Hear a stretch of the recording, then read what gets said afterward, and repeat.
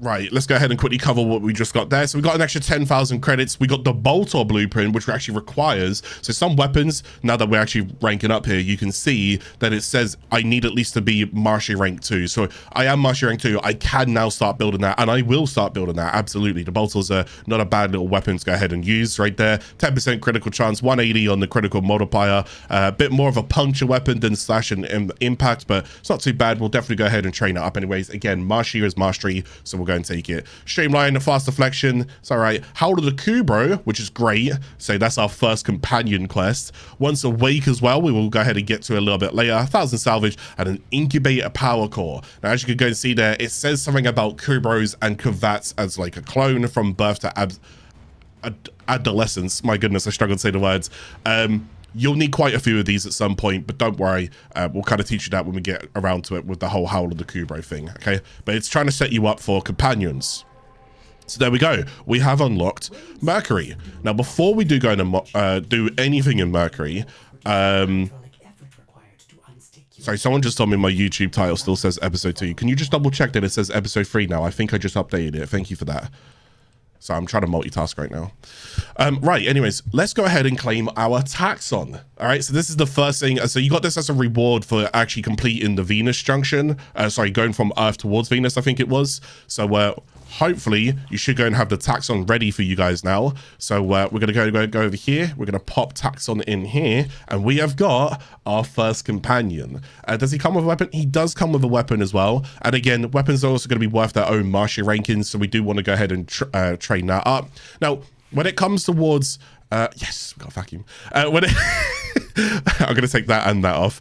When it comes towards companions, obviously they're gonna have their own builds and stuff like that as well. The one main thing, just to start off with, thank you, Celtic. The one main thing, just going to start off with, is we want this mod here. Now, remember what I was saying about how I think it was at the end of episode 1 or beginning of episode 2, I was talking about how some mods will go and spawn quite far away from you, and it's like exhausting to have to run and go collect them up. Yeah, Vacuum, when ranked up, will go ahead and now start kind of vacuuming and sucking in these mods towards you. So this is one of the best things you can go and put on any companion. If you are using Kubros and Kavats, this could be subject to change because companions are due an update as of next month, so we'll have to see. But try and look for a mod that basically says anything about like detecting and collecting items, including mods. Okay, that's what you're looking for. So for sentinels and mowers and hounds and whatever, it's called Vacuum. For Kubros, Kavats, and any kind of, I guess, like, sorry, for robotics, it's Vacuum. For beasts, it's Fetch. Okay, like go fetch. Those are the mods that you want to go ahead and rank up as well, okay? So we're going to put that on. Now, I did get some other things, and if I hover over them here real quickly, you can kind of see some of the names of them. So for example, we see this mod at the very, very bottom there. It says Sentinel. This means it can only go on Sentinels. I cannot put this mod on a Kubro. I just can't, because Kubros are not Sentinels. Get the idea? So it's Sentinel exclusive. Same goes with assault modes. Now, assault mode, and the way that it works is, if I put this on my companion will now attack with the weapon that it has here. Now, you could be like me. You don't have to be like me. Rule of thumb, I don't typically like my companions attacking because I don't want them to draw attention to themselves. God, I don't even know how I begin to explain this next part. And again, this could also be subject to change. So everything that I say here could easily be written off with the next update. These Sentinels have a set amount of lives, whereas Kavats and Kubros don't really have a set amount of lives. This is why I'm saying, like, maybe you don't, or maybe I don't even need to teach this. Maybe I should just move off this part. But for the sake of it, if you want to be a bit safer for now, we don't need him attack. He's not going to do a lot of damage anyways. I just don't want him to become a priority. He's normally a priority only when I go down, then he's a priority. But just on the off chance, I mean, he'll get hit by AoE and stuff like that. I agree, it's a very niche thing right now. Just to go and let you know, if you have this on, they will attack. If you have this on, they won't attack. TLDR, okay? As for the other thing that it can go and do, though, is that it can blast enemies within 10 meters, converting damage into shields for the Warframe. Yes, so this is it actually attacking, but imagine it's like an ability. And let me go and cover something for you as well. So this is attacking with his weapon. This is like an actual ability that only Taxon can go and do, as you see at the bottom. Now, to explain this part, again, this could also be subject to change. The way that the companion mods work is it starts from whatever you put in the top left to top right to bottom left to bottom right is the order that the companion will then utilize that ability. So let's say that I had, this is Taxon and it blasts enemies. Let's say that I had, and then Taxon here crowd controls enemies. If I wanted Taxon to focus on crowd controlling enemies, I'd actually put that mod here. Does that make sense? So imagine these as numbers. Okay, and this is good because you also have to learn this with elements, but we haven't covered elements yet. But imagine this is like number 1, number 2, 3, 4, 5, 6, 7, 8, 9, 10. Imagine it like that. So whatever you want your companion to primarily do, put it on 1, and then go and put it on 2, kind of thing, right? That's kind of how it's working, if you will. Okay, I can dissolve some of those. So yeah, so this is the quality of life. We're chucking it down there. Yeah, it's very hard because I feel like a lot of what I'm going to say here is going to be outdated very soon. So forgive me that I'm not going to spend much more time on that. The main thing is I've got a companion. He's got a bit of vacuum right now. We need to go and rank him up. He has got his weapon. Even if he's not using his weapon, because I've told him to not attack, I can still get Marshy rank for his weapon. Okay, he doesn't actually have to attack with his weapon in order to go ahead and get Marshy rank for it. The affinity of companions is kind of like their own pool. It's not shared between like how the warframes and weapons were that we spoke about in episode 2.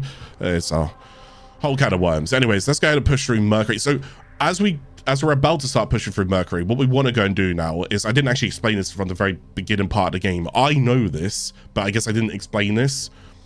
Why did I go from Earth to Mercury? Why didn't I just go Earth, Mars? Because I never actually hovered over this junction, I don't think. But the reason why is because if you look at the top there, it says complete Mercury Junction. So I have to complete quest once a week. Complete the Mercury Junction and visit your codex in the orbiter. So I need to go ahead and do that before I can even come back and actually do Mars, which is why we always go Earth, Venus, Mercury, then back towards Mars. And then Mars then splits off, as you can see. You can see like the different areas that you can go to and so forth and so forth. So we will be doing Mercury over here. So when can I do once a week? Do I just start with that now? Which is the...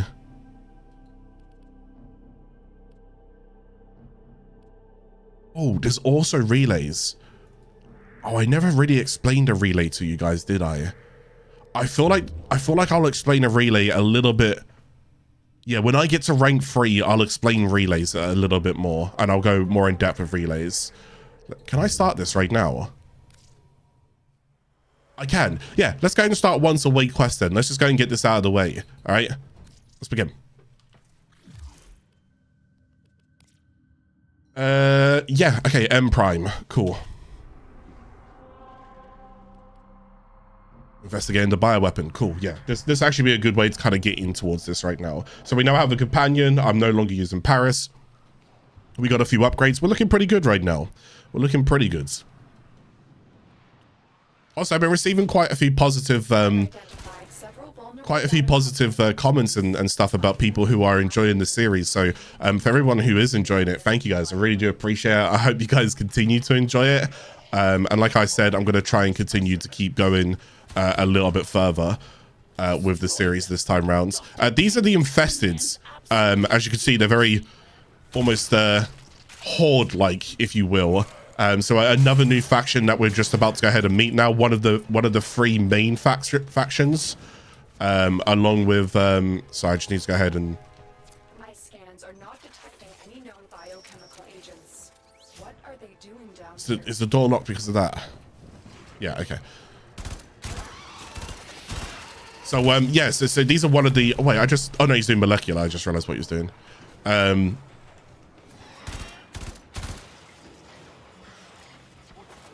What is this? A spy mission? I think it is. This is actually kind of a crossfire mission now that I think about it, because in normal missions you won't really have 2 factions technically attacking each other. Rule of thumb, majority of normal missions you won't. But yeah, because this is the first time we're meeting the the Infested, it looks like it's a bit of a crossfire mission going on right now.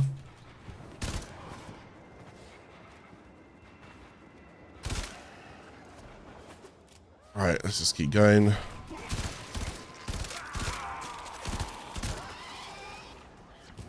So I think this is a spy, isn't it? The target console is nearby. If you Yeah, it sounds like a spy. All right, so which one's this one? Okay, which way do I want to show you guys this time? I'll try, every time we try and do one of these, I'll show you a different route that we can take each and every time.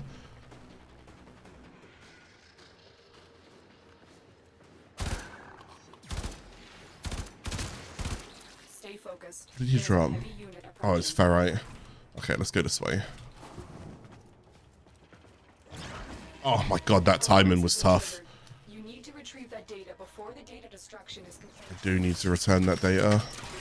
So I got 34 seconds. I'm going to take it this way.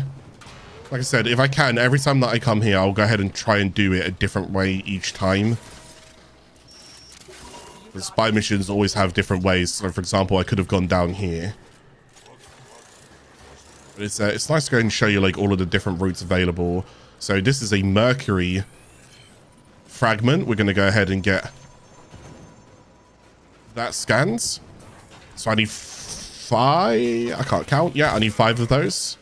Let's go get the Mercury lore. At least we got the Venus lore done, so that's good. Speed things up a little bit.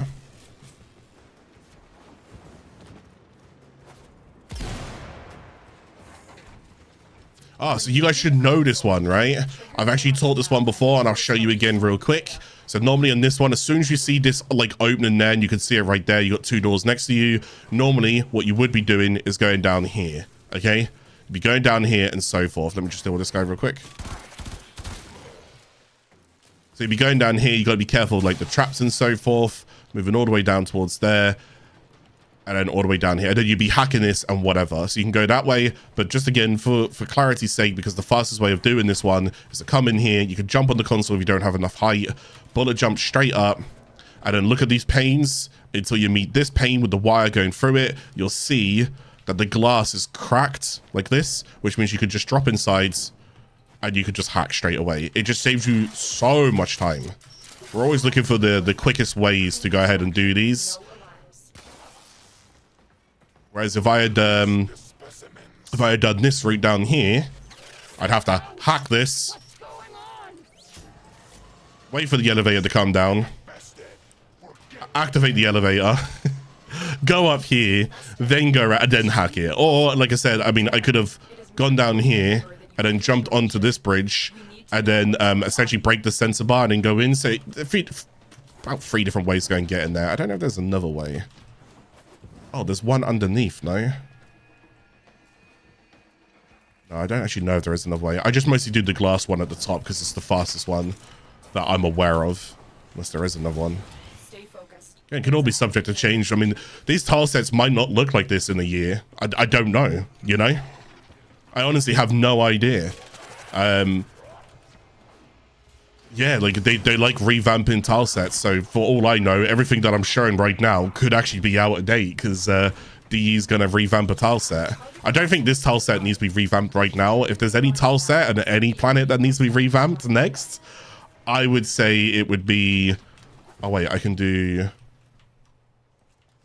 Which one is... Oh, no, I'm thinking of a different one. Just got to go around here, up here, and then around here. And then this way. And then in here. And then down there. And then that's one of the quicker ways in that one. That one's got a few different ways to go ahead and do it as well. Some people will come in here. And then they'll go to the left. Then they'll run all the way down here. And then go round to the back of this. And then they go round to this part. And then they normally just go over here. Then they hack the door like that. And as you can see, if you don't even need to hack that, you can just jump up. You can jump up here, and you can just fall through the roof part. Again, spies are nice because I know some people don't really like them because you can get a little bit confused. But the more that you can go ahead and run the same spy and just roam around, don't worry if you fail the mission. Just learn the routes. Spies can genuinely be quite fun to do. I don't know. I like them. I really need a stance mod for this.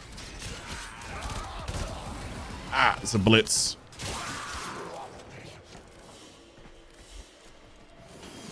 Right, let's go finish this mission off then. Let's go kill an Xmas there. Try and get more XP from it.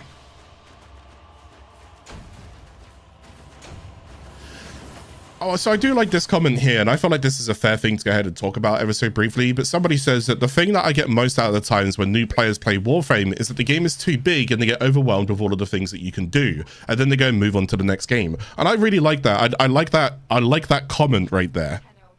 And the main reason why I like it is because I'm a big advocate for what I'm about to say right now. I will always push this. I don't care if you're day 1 into the game. I don't care if you're day 1,000 in the game. With a game like Warframe, due to it being a very big game, I say notepads are so incredibly helpful. And it's not just helpful for the short run, it's helpful for the long run. Now, if I want to go ahead and take a break, I can still keep that notepad saved. And if that means I come back, you know, 2-3 months down the line, I'm like, oh God, where did I leave off? Very easy, because I have these notes that are available to me. And you can notepad amend, like this is my normal notes. This is what I don't know if I've actually showed this stuff in the episodes yet, but this is what I do. Whenever I log on every week, I normally go ahead and do this, and I tick all of it off. And then I'm like, okay, I've done my weeklies. And then that's mostly what I need to go and do. And then if there were like new content and whatnot, I write progress down there. I need to go and get new arcanes or a new Warframe or do this mission or collect that or rank this. And then this is basically all I've got left to do on my main account is that. So it's like, but it helps me significantly. And if you don't know where to begin with stuff like this, because I even have like an even bigger notepad that I used to go and use, which is this one here. And this one is showing all like the faction stands. So for example, Ostron, which is Cetus, have I got every single thing I can get from them? So I remind myself by saying, yes, I've bought everything I could buy from them, and I've max ranked them as well. So even if they release something new for them right now, I would still have max rank and I could buy whatever new that they went ahead and released. I did that for all of the syndicates on, again, the main account right now. So for example, you can see I don't have all of the arcane sets. I'm just missing 2 of them at the current moment. But there's lots of different things that you can go and do. And it can just be as simple as you guys writing just really quickly, you know, what to do. Step 1, let's go ahead and get new Warframe. Let's go ahead and get Rhino. Step 2, let's go ahead and complete Mars Junction fully. Let's get every node completed, right?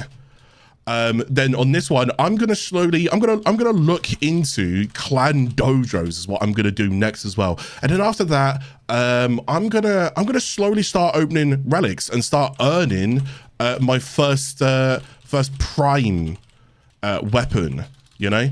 And the idea, as you write this stuff down, you are essentially gonna help your, like, imagine it as like sharing your brain essentially is all you're doing. Like, just stop overwhelming yourself with all of the information, because if I have to juggle 20 topics in my head, oh my goodness, that's a lot to juggle. Or I write all 20 topics down and I tackle them one at a time. Process of elimination. Try to do that. Warframe has a lot to do. I'm a big advocate of cracking open a notepad and writing something down. And I promise you won't feel as overwhelmed if you can have some structure and some organization. You know, and if that helps you, awesome. If it doesn't, and you prefer to go ahead and just keep playing because you just want to keep playing, go for it, all right? But I will warn you of one thing. If you do this, it's addictive, because I now do this in every game that I play. You know, if I like a game, if you ever tune in and I'm live on Twitch or something else like that, if you ever tune in and I'm playing a game and I've got a notepad open, you know it's over for that game. I am diving into like what I'm trying to figure out, how it's doing, so forth, stuff like that.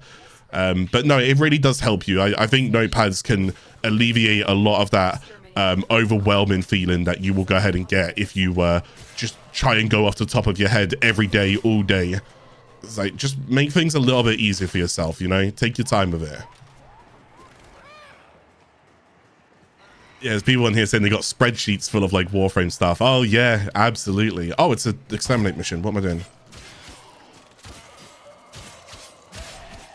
Yeah, and even if it's not you who has the spreadsheet, I'll show you one here. I'm not actually going to link this one properly because a lot of you guys are not going to need this right now unless someone like specifically asks for it. But like, then you'll get spreadsheets like this as well, which really help you, which explains like galvanized mods on projectiles and whether or not they're additive or multiplicative to the damage and how they work, which then means when it comes to modding a weapon, you can start to understand whether or not it's additive to like straight damage like serration and so forth, or if it's multiplicative to it. If it's multiplicative to it, you run it alongside like serration, hornet strike and so forth and whatnot, due to it just functioning differently. Because who would have thought it, a projectile can work in different ways? Who would have thought it? In terms of math, it works in different ways. It's an odd thing. It's an odd thing. But there's plenty of like documents and so forth that I have that I keep sharing and whatever else it may be, where I'll just have different things. And I guess there's stuff like this that I'm sure there's probably some people in chat who don't even know this, but if you type in DT with like greater and less than signs, if you type in DT underscore impact, whenever you go ahead and like put in a build, let's say that your config, you put in a build, you can actually go and put the impact sign in your build. So instead of you type in impact, you could just go ahead and copy and paste that, and then your build can have just the impact icons. Then you're like, oh yeah, so that build is for impact. Okay, cool, I know that. You know, but obviously keep in mind whatever characters you're using are characters. It doesn't. So like, I think most configs have like 15 characters they can use. That's already a lot of characters. But there's stuff like this as well. There's lots of them. There's absolutely, you can put this in loadouts and everything. But yeah, Warframe Wikipedia is your friends. Deep dive into it and have some fun. Anyways, I'm yapping. Let's continue with the mission. Ooh. Stay focused. There's a heavy unit approaching.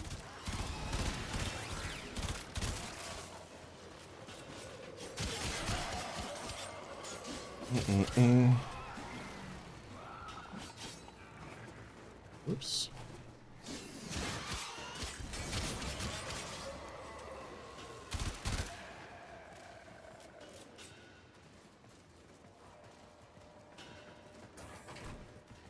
Okay. Got a couple more to go and kill here. Just about halfway done. For hundreds of years, there was nothing. Now this. Where did the Grenier find these creatures? Alright, let me turn this back up. Sorry. Sometimes I have to turn it. I guess I'll turn it down on my headset so I don't actually have to turn it up and down all of the time. I just don't want to be like yelling over the gameplay, so sometimes I'll turn it down. Hopefully that doesn't bother you guys too much.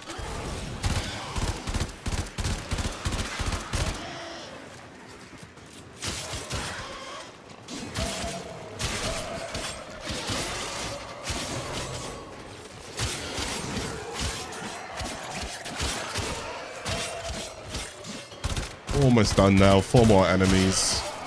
You have broken their ranks. Lovely. Right, let's get that over and done with. Find extraction. It's not that one you can slide under, is it? Oh, it's not any of them you can slide under. That is not what I thought it was.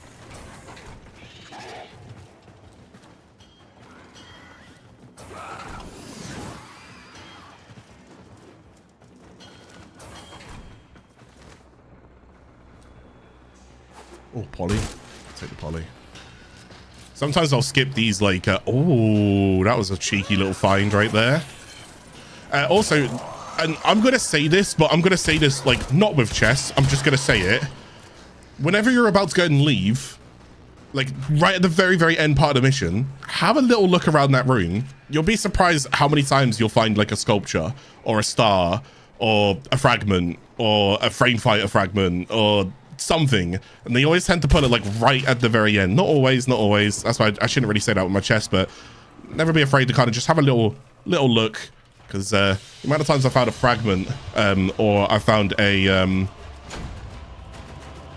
sculpture right at the very end, especially if you play in like a team as well, where you're waiting for your allies to catch up to also extract, and you're like, oh, there's a sculpture there. We could have missed that. I swear they do that on purpose. I swear they do.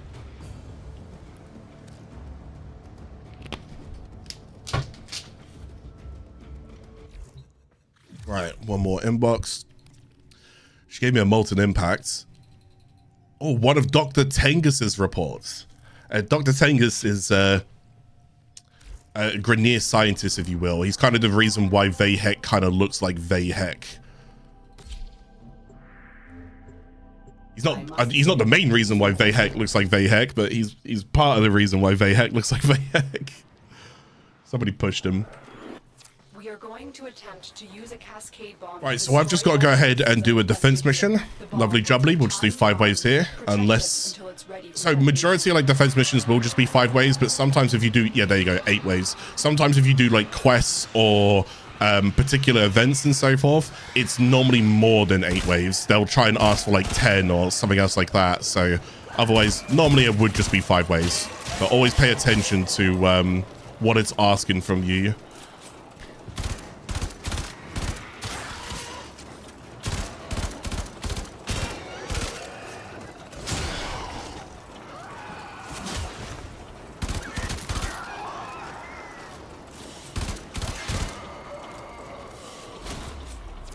Yeah, let's get some mods in this person so we can just do a little bit more damage. We're up to something, and they're trying to stop it.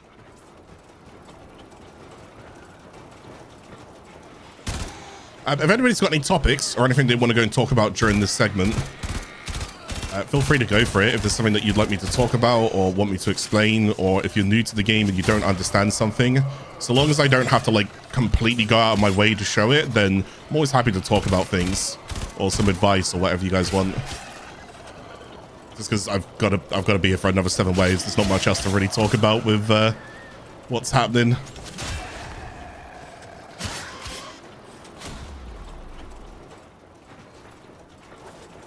What is the meaning of life? To subscribe to no sympathy. What is the purple number? I'm not very good with particular colors and particular things, but purple numbers can either be abilities or damage on overshield. I'm gonna wait for someone else to confirm that.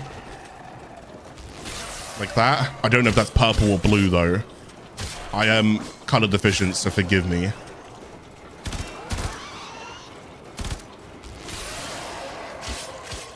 Yeah, if it's not the ability, I think the ability might be blue. If it's not the ability, then I believe it's damage on overshield. Overshield is, or I think it can also be damage on proto shield, which is a different type of shields. Did they? When, oh, I don't know if they actually kept I think they kept proto shields in the game, didn't they? It's our only chance to stop. It's a more advanced shield. I think proto shields might also be purple. This is also true. You can also go ahead and change the colors of. You can also change the colors of your numbers. So like, you see how I'm hitting white numbers here? Well, sorry, that's a yellow number, I believe there. That's also a yellow number. There was one white number, one yellow there. But my point is, you'll start to learn about like criticals and how criticals work. White, yellow, orange, reds. So white just basically means I haven't crit. Yellow means I have crit, but it's only a 100% crit chance crit. And then critical can go over 100%. So then if you see me hit orange, it means that I actually hit crit 2, which is closer to a 200% crit chance. And if you see me hit reds, it means that I hit closer to 300% crit chance. So, but we'll explain more of that when it comes in towards modding, because I'm going to do like not like a big deep dive into modding, but I definitely want to explain as much as I possibly can with modding and all of the fundamentals and how they work, so that people can just build and understand what they're looking at. But yeah. Would you recommend a new player to do missions alone or in party with old players? I don't think there's any right answer to this. I'll just give you my preference. I would rather do it alone, but the only reason why I would rather do it alone is because I'm a big believer in discoverability. I feel like if you play with veterans, or if you play with people who already understand the game, they may end up doing things and getting things done without you actually understanding what just happens. So not to say that you're getting carried, but you know, discoverability and progress can also be learned through failure. So failure doesn't mean it's over. Failure can actually just be a bad thing. Like, I failed this mission, but why did I fail it? You know, and I might actually learn, like, oh, do you know what? That ancient was hitting harder than that charger. I need to remember that if the ancient gets here, I need to make sure that he doesn't get here. So it can be like little things like that that you can pick up on, and how to improve as a player, you know? Whereas if you play with people who already know what they're doing, you may not see this stuff.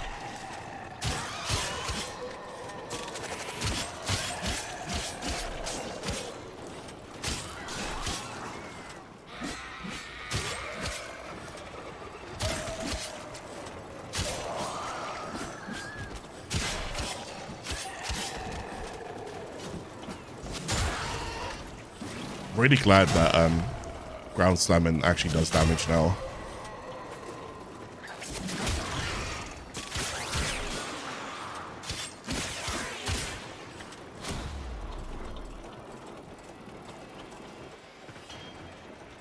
Was there any other questions, or are we all good right now? Yeah, LR4 finally ready to learn all the newbie tricks I ignored. There'll definitely be a couple. I know I can catch things that some people don't know. Though I might have learned something new the other day that I actually had no idea worked, but I don't know if the person who was telling me it was correct. So I need to go into the simulacrum, but I would have to do that on my main account. I spend a lot, especially for the series that people are watching, I spend a lot of my time battling hearsay and myths. So if someone says to me, this is how it works, I'm going to say the answer is no, that's not how it works. But I'm going to try and put myself in a testing chamber to try and see if they're right or wrong. It's not like a personal thing. It's not like a vendetta. It's just, unfortunately, some people can get inconsistent results. Hey, I could be guilty of that as well. You know, I could try and use something once or twice and think that it does this. And then I jump into like a testing arena, and the more that I test it, I realize, oh, it doesn't do this. I just got lucky with like how this situation played out. So I always like to try and get as much consistent results as possible. Okay, so we got a heat sword there as well. Lovely. Is that, there you go, that's once a week, nice and easy, just learning about the bio experiments of the Grenier, essentially. There's not much else to go and say about that, so I'm kind of glad that that one's done. Now, if I do have a little look here, we can go straight into Mars, guys. We can go straight into Mars. Now, I will go ahead and say this. If you guys are watching the series, again, most of this is recorded for YouTube VOD, so this is for people who are not really here when we're live. That you guys are the main audience, right? So I'm always trying to talk to you guys more than anyone else. Complete the rest of Mercury. Take your time, all right? For the sheer sake of it, I'm not going to spend my time completing the rest of this because I don't need to for what I'm doing with this series. I'm telling you to complete the rest of this planet. Every single node here, go do it, all right? Complete all of them. There is a boss on this planet, and if you remember my rule of thumb from last episode about bosses on planets, whenever you take a boss on the planet, the odds are, general rule of thumb, it's rewarding you with a brand new Warframe.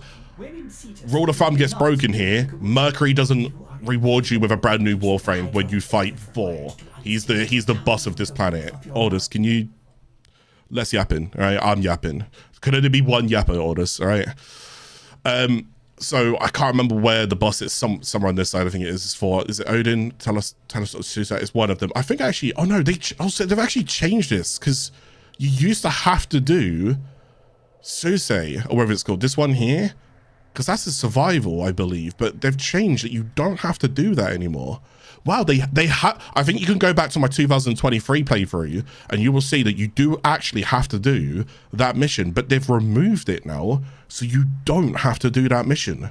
Oh, that's fascinating. That allows me to just go straight onto Mars. Okay, so that's exactly what I'm going to do. However, off stream, what I am going to go and focus on is trying to clear up some of these nodes. You won't really miss an awful lot. If anything, you might miss the way that I tackle a new mission, but don't worry, I'm sure that you'll see me do all of the missions at some point. And if you don't see me do one, yell at me. Be like, Mr. Streamer, Mr. YouTuber, I haven't seen you do this mission, and this is a new player series. Go do that mission. I am not hap. I'm very not hap. Make me hap. And I'm like, okay, yeah, sorry, my bad. All right, but I've got no reason to continue with Mercury, not for now. I mean, if I do need any of those materials, I'll come back to it, but yeah, not for now. Okay, so I'm going to move off Mercury, and I know there's no Warframe there. At least for right now, there's no Warframe. Could always be subject to change, but there's no Warframe right here, so I have no reason to continue with Mercury. I'm going to go straight into Mars. So I just want to make sure I fully explain why I'm doing that. And how it's working. So in order for me to go get to Mars, I need to go ahead and do a mobile defense here on Earth. So let's go ahead and keep cooking. Is it a Dex Nakana? Yeah, I explained this last episode. I will be ranking up the Dex Nakana, but I will not be clearing the star chart with the Dex Nakana. Am I taking the Master ranking? Absolutely. You should always take what is available to you. If you happen to play this series alongside with me and you've got the Dex Nakana, use it. It's a very, very strong weapon. But for now, I'm going to take the Master ranking from the weapon so that I can keep progressing a little bit quicker. And also, it's not really going to be that strong against level 3s because any melee weapon can one-shot a level 3. So only when I start taking on like level 30s and so forth that the Dex Nakana would be like, okay, I've power crept myself. So, yeah, right now Dex Nakana thankfully isn't bringing anything to my arsenal. So it's better that I use it now and get the Master rank out of it now. And then I'll go back to normal weapons and then show you what I would do with the normal weapons, okay? I promise I won't be doing anything that is out of the ordinary. It also goes, so far I've not played with a single team member. I'm still planning to keep it like that. This might actually, I'm debating about turning this into an Iron Man account. I might also turn this into a free-to-play Iron Man account. So this might just be my account that, again, everything's going to be free to play. I won't spend a penny on it. I'll earn everything that I need to earn. And I probably am not really looking to play with anyone either. Because I'm going to show you guys everything that I would do if I was solo. And maybe you can learn some tips and tricks, especially with like how I approach particular missions. I can show you how I would set things up. We are finished here. Move on. This will only get more difficult. Get to a terminal and prepare for enemy resistance. Right. Get me in. Tackling this terminal. 2 more left. I got a question for everyone though, and it doesn't have to be for everyone who is here live, but if you guys are watching on episode 3 today, what got you guys into Warframe? I genuinely would love to know if you could take a moment of your time to share that with us. What made you check out the game? Why did you want to come check out Warframe? And so far, now that you are checking it out, what are you mostly enjoying about the game? If you could pick one thing. So why did you come here? What sold the game to you to check it out? And what is making you enjoy the game more than anything else right now? I can answer both of those from when I first started. So I started in 2017, and I've said this a lot, and I'll never back down on saying this because this is complete hand on my heart, the truth. And we're being honest here. My friend recommended Warframe to me at the time, and I looked at it and I said, that game looks awful. It's not my kind of game. I just wouldn't enjoy it. I didn't care for sci-fi games. I didn't care for looter shooters.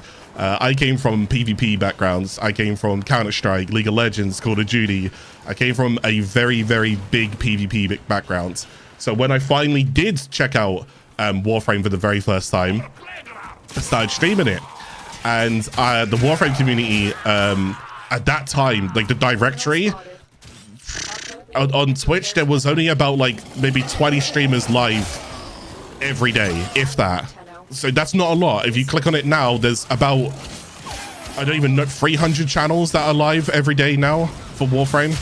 It's growing significantly. So this is back in 2017, and as I was playing it, I just put in my title, brand new player. I'm just chilling out, checking out the game. I had all of these wonderful people come in being like, oh wow, you actually are brand new, so how are you enjoying it, this and that, and they were being so friendly that because I came from, I just got a Cooper egg, damn it, I'll explain that in a second. As I was coming from a PvP background, I thought every person was trolling. So I thought they were genuinely being toxic, but like being facetious and being sarcastic. They weren't. They were just very, very kind and welcoming. And since that day, Warframe has never changed. If you are a new player getting into the game, they are very, I mean, you get a couple of odd eggs, don't get me wrong, but like that happens everywhere. Don't worry about them, okay? But for the most part, majority of the community is incredibly arms wide open, welcoming people. And it's just so wonderful to see. But I was not used to that. So when they were like, hey man, you're doing great, I was like, whoa, okay, all right, you're being sarcastic. Clearly I suck. Just say it as it is. But hey, if I was playing Counter-Strike or League of Legends and I'd make a mistake, they'd be like, hey man, you're doing great. And I was like, yeah, I know. All right, shut up. Okay, like, okay, you're being sarcastic. So That's how I got into the game. I was recommended the game, and then I stuck around because the mobility, the parkour is what sold me on Warframe. I loved jumping, just jumping, shooting, aim gliding, sliding, backflipping, rolling, everything. And still to this day, it's one of my favorite things about this entire game is the parkour. So there's my answers. Okay, a little bit long-winded, forgive me, but there's my answers for those who. So I want to know yours. What sold you about the game and checking it out? And what are you currently enjoying about it? Let me know, because I love to go and hear other people's approaches to a game that I definitely really enjoy. So share that with me, all right? Share that with me. So during that mission, there was a Kubro den, and I managed to go ahead and kill the Kubro den, and I got a Kubro egg. I don't know if they're not guaranteed. I don't believe they're guaranteed. I think they're like a chance. I don't know what the chance is though, but you will need some of these Kubro eggs in order to go and summon Kubros. Okay, so it's actually quite lucky that I got a Kubro egg there, because I will be needing it a bit later for one of the Kubro quests called Howl of the Kubro. So we will get into that in a bit. But for now, let's go ahead and move into Mars. And then after Mars, I just hit MR3. Well, not just yet, but we got that to go and do. So let's go ahead and do the Mars Junction. We did everything we need there. We get quest of the Arcwing. Oh god. Incubator Void Relic. Void Relics we got now as well, which is fantastic. The Lift H5 relics, Fragile blueprints, some stances, Heart of Deimos quests, and even some other things as well. Sorry, just really quickly. Sorry, my wife is calling me.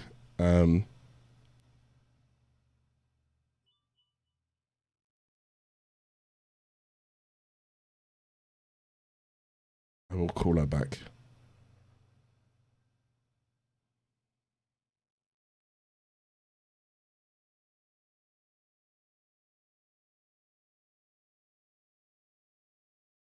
Okay, she's okay. Right, sorry about that. One could say the Warframe community. Okay, I'm just gonna mute that. Sorry, I need to go and turn those alerts off. I haven't figured it out yet, so forgive me. Thank you very much for the love. I appreciate it. I just need to turn them off for this series. Right, let's go ahead and do the Mars Junction then, shall we?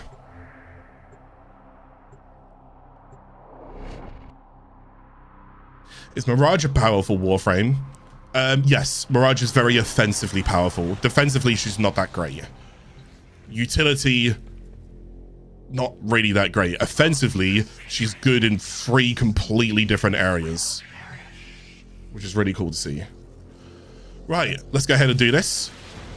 It is a Loki Spectre. Now, fun fact, back in the day, Loki was one of the Warframes that you could actually start off with. So shout out to anybody who could pick Loki.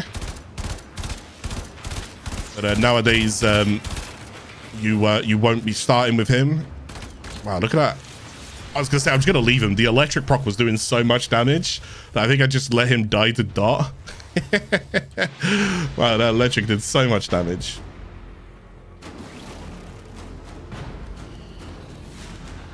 Is there a reason to complete all nodes on each planet, and is it advised to do them right now? Is it advised to do them right here, right now? I wouldn't say yes, absolutely, stop what you're doing, go. Is it advised to do them though? Yes, just in your own time when you can. The reason being is because you will unlock more of Warframe. Warframe doesn't stop the moment you complete the star chart. If anything, it opens up and it gets better. So you kind of need to complete the star chart. That means every single node in Warframe. There is an exception, but let's just ignore the exception. I'm going to tell you to complete every single node that you can go do it on every planet right here, right now. Go do it. Like, okay, sorry, not right here, right now, but you get the idea. I'm yapping.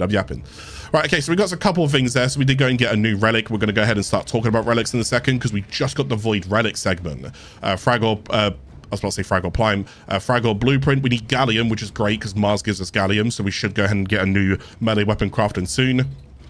Heart of Deimos is interesting that I have that, because I don't even have the Deimos. Why do you get Heart of Deimos? Oh, because there's no junction here, that's why. Okay, that makes sense. I was gonna say, oh, there's actually no Deimos junction. Yeah, I guess so. So fun fact for people who are like newer to the game, Deimos used to be very different in the past. It used to be a derelict kind of ship, but nowadays they've updated it and whatnot. So in the past it used to be somewhere over here, which was really cool, but they've updated it and it's way better now, way better now. Okay, so let's go and do our Marshy rank right now. So MR3, ready to become golden this year? Absolutely. Again, I'm always going to stress it. I'm never going to stop stressing it. So I don't care if you don't like me saying it all of the time. I'm going to keep saying it. Please make sure, practice before you do it. Okay? I promise you, there will be some of them that will catch you off guard. I know the ones that will catch me off guard, and I will be practicing them. Okay? But for now, I'm pretty confident this is just a melee one, though. Is this just the melee one? Show me that you know of the old Yeah, I can see the melee in my hands. Eliminate all targets using your melee weapon. Certainly. Level 15. Again.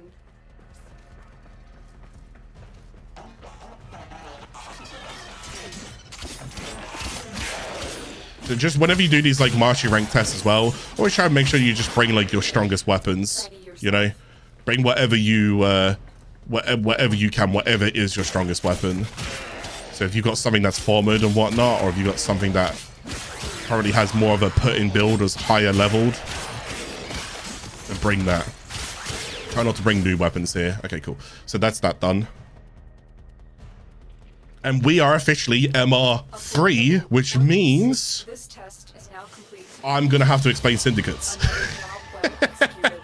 Which again could actually be subject to change. So but there we go, we got MR3 right there. We are cracking through the Marshy ranks, which is fantastic to see. Pretty happy about that. And I'm gonna have I've even got, oh my god, I've got Wave Rider. We don't talk about this quest. Actually, I guess, do you know what? It would be fun me doing this because it's very different now than what it was on release. Very different. Very different. So I actually do want to go ahead and do that and see what it's like. And do you know what? As I do it live as well, when I do actually do this quest, I encourage you guys to just bite your bottom lip and just go for it as well, okay? Suck it up. Let's just get straight in and do that together, okay? Because it's not the most enjoyable quest. Now, I've got two segments here that I can go ahead and technically somewhat kind of install. I've got the Void Relic one and I've got the Syndicate one. Let's start off with Syndicates really quickly and explain what these actually are. So, we click on this. Pledge allegiance to a Syndicate to increase your standard with a Syndicate. Yada, yada, yada, yada, yada. Okay, now, I'm going to stress this as much as I possibly can straight off of the bat right here, right now. If anyone tells you otherwise, ignore them. Listen to what I'm saying. Pick whatever you want to. However, there is one that does give a slight advantage early in comparison. And that's the one that's going to get recommended all of the time, which is this one above me called Steel Meridian. It's to do with a particular weapon that meets a particular mod. So due to that, it actually quite helps you when you get towards like tier 3 planets. That weapon and that mod will actually kind of push through the tier 3 planets and will help you. Besides from that, you will still be able to go and get through everything. Okay, so if you want to go ahead and like hover and read them and whatnot, do that. Pick whatever you want to. The good thing about it, let's say that you're playing with a friend, you can both pick different ones. Okay, now what's cool about it, let me go ahead and just slowly hover over Steel Meridian. You've not met the Syndicate representative yet. Visit them. Oh, I've actually got to go. Oh, okay. So this is cool. I actually get to go ahead and talk about relays as well. I did say I was going to talk about relays when I got this unlocked. So we're going to go ahead and talk about relays as well.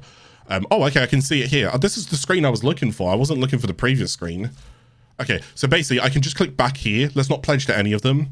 This is what I was looking for. I wanted to go ahead and showcase this. Wow. The depth of field there is not good. So whenever you go and hover over a faction or a Syndicate faction right here, you'll go ahead and see that I'm going to put it in like the nicest way that I can. I'm going to put it in a very abbreviated TLDR that I can. Imagine gangs. Imagine sci-fi nerdy gangs Whenever you pledge with that gang and you kill something, you're essentially representing that gang, throwing up weird gang signs like 2 pinkies. Yeah, I'm representing the Arbiters of Hexus. I hope this is not a gang sign anywhere in the world, because if it is, oh my god, I do not affiliate with them. Imagine it like that, okay? You are essentially like a hitman within their kind of squads, but everything you're doing, you fly with their colors, right? I like that. That's kind of what's going on there. Now, with each gang or each syndicate here, you've got an allied syndicate, you've got an opposed syndicate, and you've got an enemy syndicate. So basically, if I pick 1, 4 are being changed. So I pick Arbiter of Hexus. I get 100% stand-in, goes into Arbiter of Hexus. 50% stand-in goes into their allies, Cephalon Suda.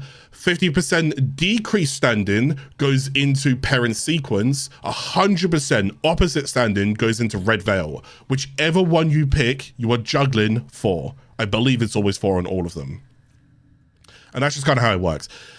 If you want the question, can you go ahead and max all of these, all 6 of them, at exactly, well, not so much at exactly the same time, but could you possibly max out all 6 of them? Yes. It's very hard to do though, and it's not worth it, because it's just not worth it, period. Okay, so pledge with however you want to go ahead and pledge with. Arbiter of Hexus is normally my main one, but for now we're going to go towards a relay and show you where I'll teach you about relay, and I'll show you like where they're all located. So for now, we got the Earth relay right here, Strata relay. The other relay you'll go ahead and get over here is a Lorenda as well. Now, in the past, I can't believe I have to keep saying this kind of stuff. Inside the past, relays could actually be destroyed. Whether or not they ever want to go, orders, please. Whether or not they ever want to go back to us defending relays again and relays being replaced and destroyed, or new relays being added to the game, I don't know. But just for now, for this series, I don't see them changing it within the next year, so we should be all right. But for now, let's go towards the Strata relay. This is just the Earth relay. Relays are instances where you will find other players, traders, a whole concoction of just different things all blended into like one kind of area. But yes, this is where your MMO kind of experience kicks in, if you will, because so there you go, there's already like other players just there. So even if I'm playing on solo right now, where I shouldn't technically see other players, relays will always show other players. Okay, always. These are just relays. This is where you can trade with other players if you want to as well. I don't actually know, can you trade in normal relays? You can't, right? You can trade in Maroo's Bazaar. I think the rest of it's at dojos. Anyways, so we're inside the Earth relay. Now, when I open up the map, you'll see that there's different icons in different areas, so forth, lovely jubbly, right? But if I hold Q, I can also go ahead and travel to different places at different things. So I've got navigate. You can open up your star chart from here. I've got my navigation. Off I go. If I want to go and just queue up a quest from here or queue up a mission, I can do. If I want to go and change my arsenal, my loadout, I can also do it from here. So you might be thinking, oh, okay, well, if you can do this kind of stuff, wouldn't it just make more sense to like live in a relay? No, because you can't technically, you haven't got all of those other things like mods, for example. If there's not like a modern station where you can go and upgrade and downgrade mods. You could do it with equipped mods and weapons, but you can't do it with just like randomized mods. Now there are things like Taxon's room here. Yes, Warframe does actually have PvP. I don't have anything good to say about this, so I'm just not going to say anything at all. Okay, and keep in mind, I come from a PvP background, so hopefully that might answer it for you. I'm not doing a PvP match. This is not happening. Cephalon Ceres, we'll learn more about him a little bit later. Now, what's actually interesting about this area, though, just real quickly, is on the left-hand side. Wait, is this? Okay, I do actually need a similar kind of access key. This is where you can get a test arena. So if you want to test weapons or test warframes or stuff like that, this is where you can go do it. But you're going to need a similar crumb access key. Okay, you'll need it for here. Now, on the right-hand side, right here, this is where you can actually test your Marshy ranking if you want to. So Marshy rank 3 tests, Marshy rank 4 tests, Marshy rank 5, but I need to complete 4 before I do 5. Now, as you can see, this goes up quite a fair bit. And I'll just stop where we are right now. So what's this one? Oh, okay, they added quite a few in. Which one's this? That's 8. 5. Okay, so we're here. Yeah. So LR4 required. So this is LR4, right? Yeah, because then that'll be LR3. So this is currently where we are roughly at the current, like, at the current, sorry, I said like, so sorry, at the current position right now, this is where we are, okay? Let's go all the way down here. Thankfully, you don't have to come here to practice them like this anymore, but if you do want to, you come towards Cephalon Cimerus. Cephalon Cimerus is going to have, will he? I don't know if I want to queue on that right now. He's, no, you do a quest for him later, don't you? Yes, there's no point me really talking about him right now. I'll show you this guy a little bit later, okay? Cephalon Cimerus. Darvo deal. This is Darvo's shop. Now you could do a weekly mission for... Spoilers. He's not here. Okay, he's got a weekly mission that you can go ahead and do as well if you want to. I don't even know what you get from that mission. I think you get a blueprint, don't you? I think that's basically about it. But otherwise, what he does go ahead and do is that he has discounts for weapons. Can I be honest with you? Like I was honest with you in episode 1 and episode 2, I'm going to still be honest here in episode 3. There isn't a single weapon that he would put on that store that would tempt me to buy it. Not a single one. Genuinely. Actually, is there? No, because even then, this, if I wanted, well, I'm trying to figure out how I say this. If the weapon is tradable on Warframe.market where you can trade it with other players, there's nothing that he could put on this store that would make me buy it. But if it's not tradable and he could put it on here, you could consider it if it saves you a grind. But I can't think of many off the top of my head that I'd be like, damn, I would definitely grab that. I don't think so. But yeah, they're normally quite oversaturated and overpriced. I would not pay, on a discount, 133 platinum for a Pandero. And Pandero is not a bad weapon, but is it worth 133 plat? On your Nelly, is it worth 100? No, you're wasting your money. Please don't do that, all right? Right, then we got Ergo Glass. Okay, yeah, so Ergo Glass, I don't really know how I'm going to explain this one. This is something that you can ignore for now as a new player. We'll come back to this later. In episode 2, I mentioned Sisters of Parvos. This is tied in with Deadlock Protocol, Sisters of Parvos, Powerless Granum Void, stuff like that, and some Railjack related stuff. So we will come back to this trader way later in the series, and we'll be looking at some of those weapons. But for now, no. Okay, so don't worry about him. Now, what we do want to go and worry about, I've showed you most of the relay, is this, Syndicates. So we're going to go ahead and, I guess, talk and visit. I think I just need to go ahead and literally just talk to them like that. This guy's also going to be this guy here is extremely important later. Like, extremely important. As a new player who wants to get into the game, I lean on this heavily, but this is not for you right now. Just way later when you've done the star chart. So some of the rooms are pretty cool like that. You see the transition there. I think I literally just talked to all of them like this, just to start them off. Is that Cressa or Tessa, whatever her name is? So this part I skip. I go over here. This is Red Veil. That's that done. Who do I talk to in here? You? No. Oh, it's not actually you, is it? Oh, I never realized that. My bad. Sorry, dudes. Oh, sorry. No, I guess I can go and talk to that one. It's just not Ergo Glass I can do. And then Blue Loca, right? Okay. So now that I've just basically spoke to all of them, I'm gonna test something here. I'm gonna go to Syndicate and see if I can pledge, because I don't actually know if I can. Operator, is that a void relic segment? Orders hasn't seen one of those in, well... So let's say that I'm gonna pledge Still Meridian. There we go. So now I can. Yes, I've got this screen. So now that I've just spoke to all of them, just talked to all 6 of them. As you can see, it's quite quick to go ahead and do. Cressatel right here, led by the battle-hardened Grineer deserters. The Still Meridian fight a guerrilla warfare against the vast enemy. They're sworn protectors of what little remains of the colony. So actually deserters of the Grineer, like, empire, if you will, and gonna try and be your allies if you do want to end up siding with them. Okay, so that's the Still Meridian there. Now again, if I back out here, I can actually find Still Meridian here, and if I go view offerings, this is one of the reasons why people will recommend Still Meridian, so I'm just going to show you what it is and why they're recommending it. So what we're going to do, we're going to go up here and we're going to type in heck, right? And the shotgun, can I just link this real quick? Oh, God damn it. Sorry. Heck. MR4, so it's only one level away that I can go ahead and get it. This shotgun can be quite powerful because you need to be MR4. And then if you go towards Still Meridian, sorry, and then you type in heck, see this mod here? It gives you 200% multi-shot. Now, I've never really typically spoken about multi-shot, so I'm going to try and explain multi-shot right now and help you understand what multi-shot actually means and why that 200% multi-shot is really good to go ahead and have, especially if you can get that early on just a weapon. So let me go like... let me go in a mission here.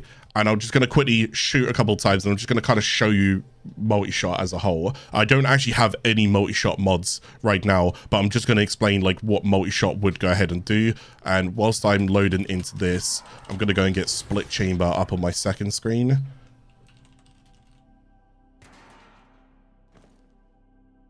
Okay. So,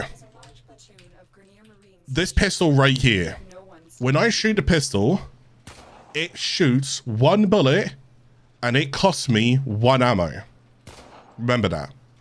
Very easy to understand, right? One shot, 1 bullet, 1 ammo.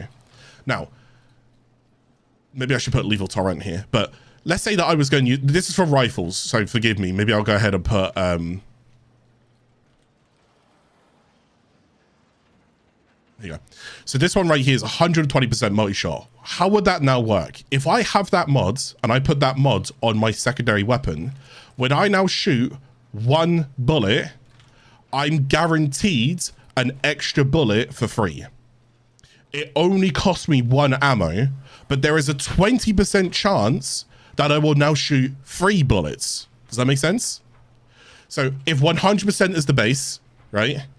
Yeah, so 100% I'm doing it. It's all innate. We're fine. Lovely jubbly. This will now add it. So that's be like 220% in total. This will add an extra 120 on top of my like 100 that I'm already doing. Just as an example. Please go away. Just an example. So when I shoot here, I do 1 bullet, 1 ammo. If I put this on, I'm guaranteed 2 bullets, 1 ammo with a 20% chance of 3 bullets for 1 ammo. Does that make sense? Right. Now, if you can understand that, the heck as a weapon is a shotgun, and shotguns have more than like 1 bore, if you will. So they're gonna shoot. In this case, I think it's actually just straight 4 pellets, isn't it? I might have to bring up the wiki because I haven't used this in ages. I think it might actually just be 4 pellets. So there's 4 pellets going off there. But if I put 200% on that, that means when I'm shooting with it, I'm actually doing 12 pellets, right? Now, and the way that the pellets work is that each pellet is individually affected by what you're seeing here. So there is a 10% chance that one of those pellets could get a 200% critical multiplier, like 200% bonus damage. So if I'm shooting just 4 of them innately and I put that mod on for the 200% increase, and I shoot 12 now, then I'm doing 12 and all of them are rolling any of that. So it's 10% chance as well. So you can see the chance per projectile that a status effect will apply based on the type of the weapon. So you can see it in there as well, right? So per projectile. In this case, I'm shooting quite a lot of different pellets. So I'm going to go towards Still Meridian. I'm going to pledge Still Meridian. I hope you prove me wrong. I've been burned before. No worries. I'm going to pledge Still Meridian. You can rescind it. I'm not going to rescind it. I'm going to go towards Still Meridian. I'm going to view the offerings in here. And then, like I said, the idea is I want to go and get Protector rank with them. So it just means for now, all I got to go and do is play the game. That's it. Just play the game for now, okay? As I'm playing the game, what is going to happen is I'm going to slowly gain XP for these guys. As I'm gaining XP for these guys, I'm also gaining XP for Red Veil. I'm losing XP for New Loka. and I'm really losing XP for parent sequence. What does that mean when I'm losing XP? As I'm being rewarded in one faction, the other faction's getting annoyed with us and will start hunting us. So during missions, you're going to end up basically being tracked by the opposing force. That's just how it's going to end up working. Well, in this case, opposing / enemy forces. So as I continue to basically annoy them, they're going to end up like fighting me. They'll send like Xmas unit squads after you. It's like 3 to like 6 different enemies that they'll just send after you. Depends on which Xmas unit it is, I think. And it doesn't happen that often. It's just like a chance every so often that they'll go ahead and send a faction after you, okay? But basically, that's what's happening there. But not only is Still Meridian just good for the heck, there's some also other really good Warframe augment mods in here. I'm just going to hover over a couple. Let's, yeah, Citrine's good, Ember's good. I mean, a chromatic blade for Excalibur. Frost in here, Icy Avalanche, where is it? Yep, that's really good. Biting Frost is also really good as well. Garuda's Bloodforge is in here.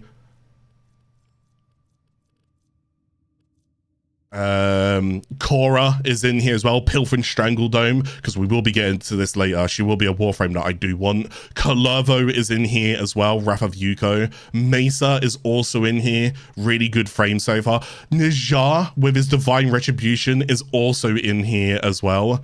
Nidus is good, but I just don't typically play an awful lot of him.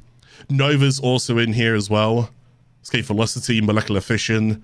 Oberon, we just move past until... Rhino is also in here as well, but I don't really care unless you just want a crap ton of Overguard. Saren is also in here, very good Warframe.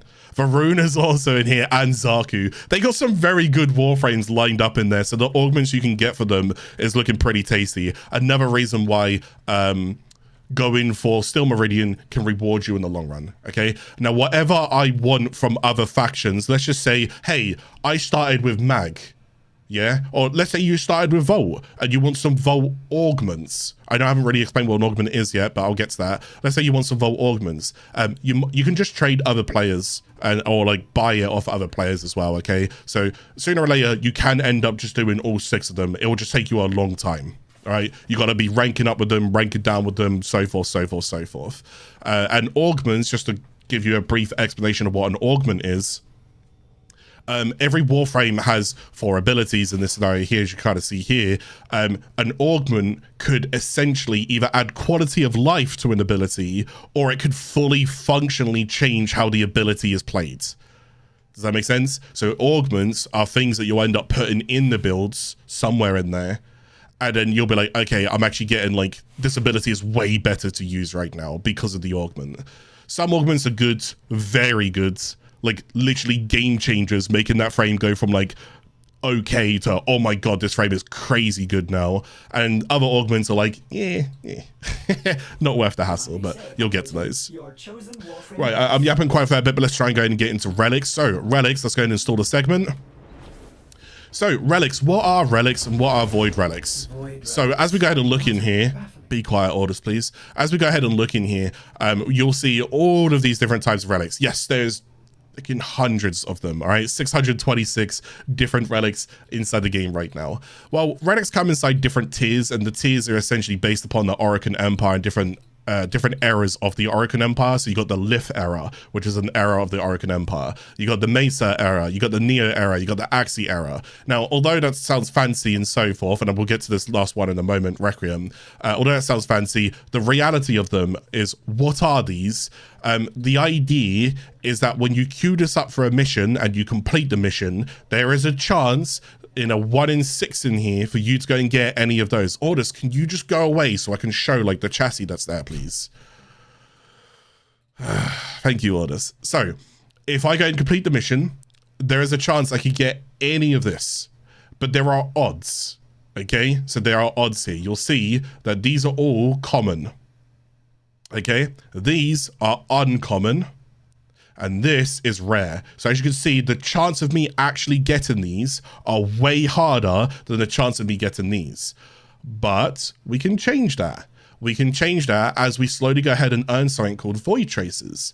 And Void Traces you can get from multiple different areas, but let's just say for the most part, you'll go ahead and get them as you're cracking relics open anyways. So you just keep doing relic missions, don't worry, sooner or later, you'll just end up getting a good amount of Void Traces in the background. Void Traces specifically are used to turn your relic from a intact, as you can see, you see the bars at the bottom there, and then if I go towards that, now look at the bars on both of them. So the tooltip there, look at the bar, and then look at the bars change up here. Look at this. See how it changes? So look at the rarity of this. This is now more common than what that should be. But again, you're still working probability. There's 3 here, there's 2 there, but the odds are it's trying to help you get those. And you can see the rarity of that is also increased as well. So the idea is when it comes towards relics, you want to spend Void Chasers to do Radiant. Don't really ever spend them to do any others. Just only spend them if you can to do a Radiant, okay? So the odds are there's a better chance of me getting a Wisp Prime chassis. So let me go ahead and explain something here as well. What are primes? Why do we do this? So inside Warframe, we have Vault, for example. Now, Vault is lore-based. Vault is just Vault from Tenno and Tenno Arsenal. But Vault also has a prime variant called Vault Prime. So if you ever hear anything called Prime, so for example, Burston Prime, for example, Leto Prime, Dex Nikana Prime, not a thing. Because there's Nikana Prime, but Dex Nikana is a different thing as well, right? So whenever you go ahead and hear Prime, ultimately and safely, it's essentially one of the better versions of that weapon or that Warframe. So in this case here, if I've got Volt, you'll see that I've kept him level 30, and you'll see in one of the previous episodes, I spoke about actions, and I spoke about how I could just go ahead and format if I wanted to. I could format any of this, but you'll see I'm still not really formatting him just yet. Ideally, whenever you get primes, you should format, because primes, it's not to say that they don't get better, because there are better variants than primes, but you're always safe to essentially former a prime. So when you've got a weapon like Burston Prime does exist. So why would I put 5 former on a Burston if I'm going to take a Burston Prime? And Burston Prime, its innate stats are going to be better than Burston. See what I'm saying? So due to that, I'm better off just not really formering anything that has a base name. Now, is everything in the game, does it have a prime? No. For example, Hind Prime doesn't exist. No such thing. It's not how it works. But then there's Kuva Hinds. So this is where it gets really confusing. When it comes to forming, it will be something that you will just slowly kind of learn over time. But I'm gonna put some names here to give you an idea as to why I'm struggling to explain this. So you have X Prime. Well, sorry, you have X. You got X Prime. You got Dex X. You've got X Incarnon, which is again a whole different thing. You've got X Vandal. You've got X Wrath. Help me out here, chat, if you just want to throw any in chat as well, because I've got to do as many of these as the top of my head. There's Syndicate related ones as well, so there could be like Telos X, Prisma X, Kuva X, Tenet X. There's all of the Syndicate ones here, so there's loads here. So there's 6 Syndicates. So Telos is one of the Syndicates. So there's quite a few Syndicate ones there. Yeah, it's like Sancti, for example. Sancti X. XX is there? I don't think there is an XX, is there? I don't think so. There will be Infested ones soon as well. But my point is that, yes, when it comes to a weapon, there's actually some weird ones, by the way, because there's things like Dragon. So I've spoken about this one before. There's things like Nikana, there's Nikana Prime, and there's Dragon Nikana. There's no other dragon weapon, is there? Not that I'm aware of right here, right now. Oh, Umbra X as well. We will cover that a bit later. Yeah, Mutalus Cernos is also like a bit of a weird one as well. So there are some like other weird ones like Dragon Nakana that doesn't really follow suit, but it's also in there. So my point is, how do you know which one's going former? I'll be honest with you, you don't. Until you use it and until you, like, you might really enjoy a Wraith weapon. You might enjoy it so much that you really, really, really want to former it. But here's the thing, I don't enjoy it, so therefore I won't former it.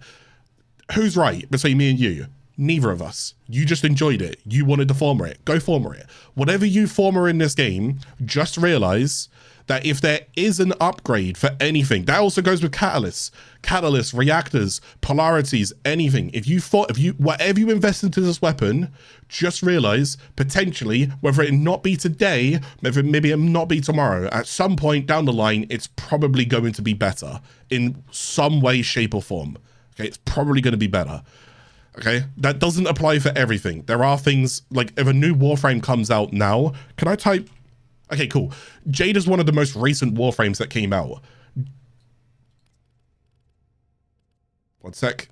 Gonna choose Warframe. I'm gonna choose a different Warframe there because if you know, you know. Let's do.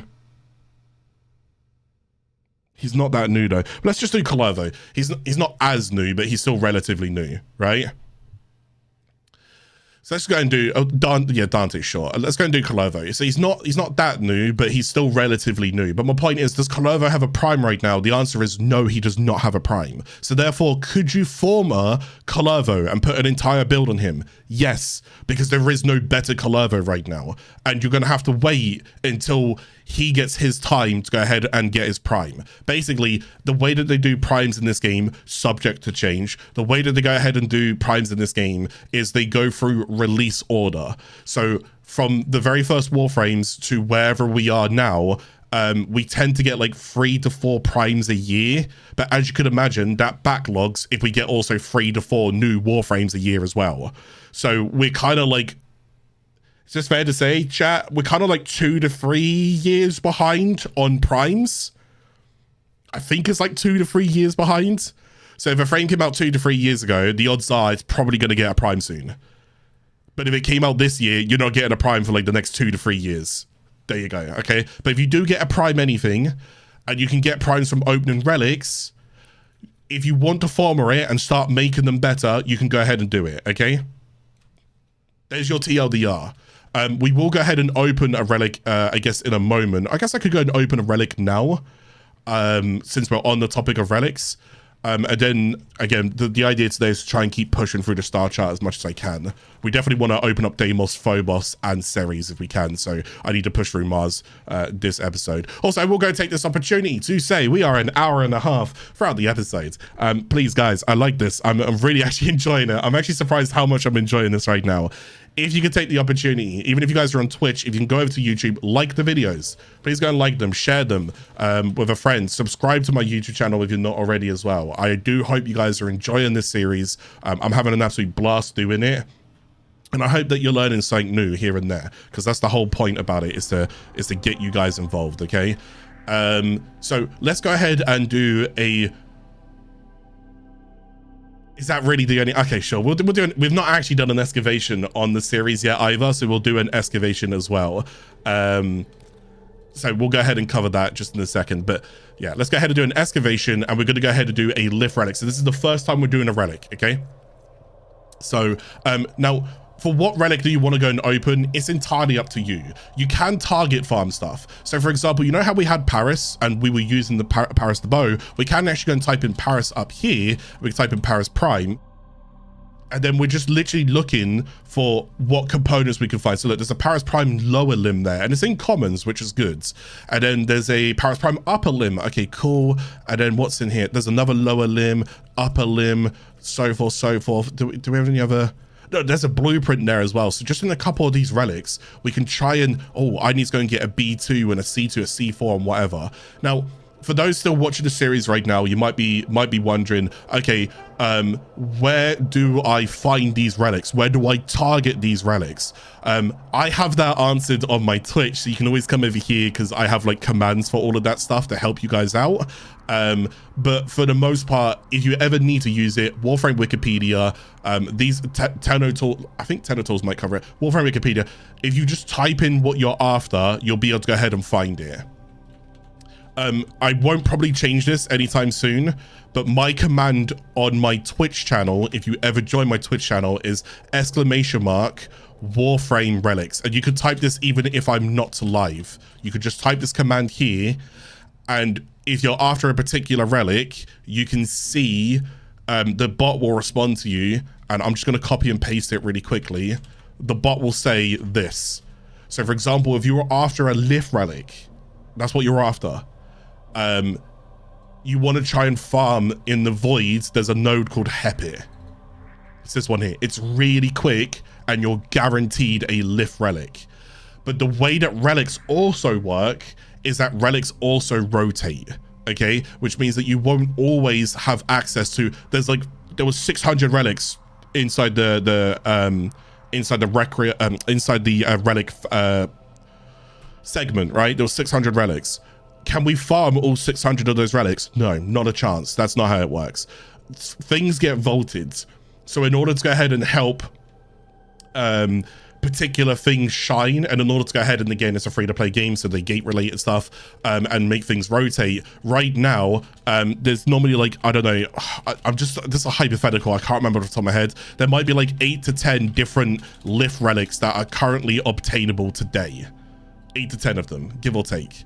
Right, which means that there's loads of them that are not obtainable right now. Okay, sorry, I can't multitask. So there's loads of them that are not obtainable right now. Okay, so every so often you'll hear something called a prime vault, and a prime vault will go ahead and rotate. I feel like I'm yapping right now. Let's just go and open a relic, all right? Because we've been talking so much. I'm sorry, I want to go and get some progress done right now. So let's go ahead. Is there anything in here I want to target farm? None of that right now. Bursting's not a bad idea. The Former's not bad either. Foreman's not too bad. I wouldn't mind that. So this top row here, because keep in mind, I can't put any void tracers in there, and the odds of me getting this bottom row is a lot slimmer than me getting this top row. So I'm gonna probably, G10 looks pretty good. Lex Prime's not too bad. Pandero Prime's not. Strun Prime's not bad at all. Fang Prime, I mean, we could take it from Marshy rank. I have to be MR10 in order to go ahead and use that. Hildren, Wisp, Protea, Wisp, Burston. So that's actually a second. So I've got 2 Burstons available here. So there's a Burston there and there's a Burston there. There could be a chance I could get both of those Burstons, and then I just need whatever else I need. So for now, I'm going to open this one. So let me explain how this kind of works as well. As I'm now entering this relic mission here, you know how I was saying, like, I'm probably going to turn this account into like a bit of a solo account and kind of just focus on what I'm doing. Whenever it comes to relics, my advice to you, do not play solo. Don't. The reason why I say this is because when I queue up my relic, if you're playing alongside me, you are queuing up your relic. Well, you see, you and I might be doing different relics, right? Which means at the very end of the mission, oh God, I need to explain this. I need you guys to leave me alone. At the very end of the mission, the more players who are opening relics, the more choices we have to select one of 4 things. I might actually have to play like one team mission so I can show you what I'm talking about. Because otherwise you can't see it right now.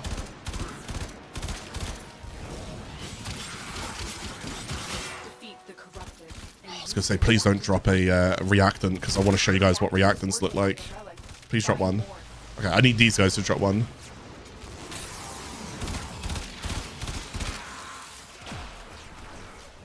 You going to drop one? Did anybody drop one? No. Okay, you'll notice that these guys are like glowing gold right now, and they're turning themselves into something called Corrupteds. Well, these enemies here have a chance to go and drop Reactant, and Reactant, you need 10 you see on the left-hand screen, you need 10 Reactant. Oh, there we go. See these things here? They're like little flames. You need 10 Reactant in order to go and open your Relic. If you do not have 10 Reactant to go ahead and open your Relic, you will not be able to get any rewards inside. It means that you did not participate enough during the mission to go ahead and get your rewards. So whenever you do these missions, collect these, okay? So as you can see, I currently have 3. My goal is that I need 10 of them.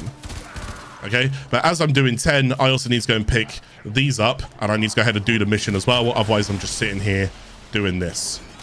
So you'll see how they kind of just change every so often, and then they go ahead and become corrupted. Sometimes you got to wait for that, and some missions as well, you want to go a little bit slower. You don't want to go super quick. I just realized you guys have actually seen excavation missions, but you saw it in Fortuna. But the idea is you just go and put a cell in there, and you're going to need to go and defend this as much as you can. So I'm going to put a Vault Shield here. And then you're going to keep picking up these power cells that they go ahead and drop. So we're going to pick that up as well. We got 6 right now. And we're looking for more power cells. And we just want to keep giving this power. So on the left-hand side, you can see that this thing only has 5% power left, which means it's going to stop progressing in a moment.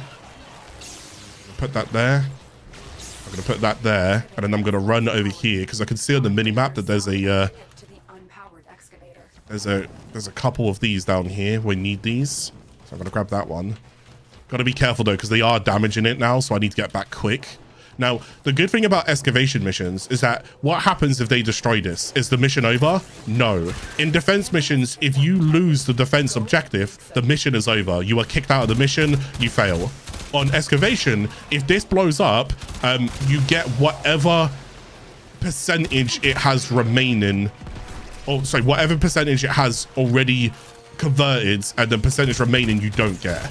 So basically, every time this is digging, it's giving you something called Rarity, which is a bit of a rarer resource because you don't get it from many places. So if this breaks, it will just give me a bit of Rarity is all it will do, but the mission won't fail. Okay. Ideally, we don't want to slow the mission down. Oh my god. There we go. We don't want to slow the mission down by letting them be destroyed. So let's Rubido. We'll take some of that. What enemy is here? Because I keep seeing him. There he is. I still don't have... All the power cells are over there, but I don't want to... I don't think I have a choice. I'm going to have to go for the power cells.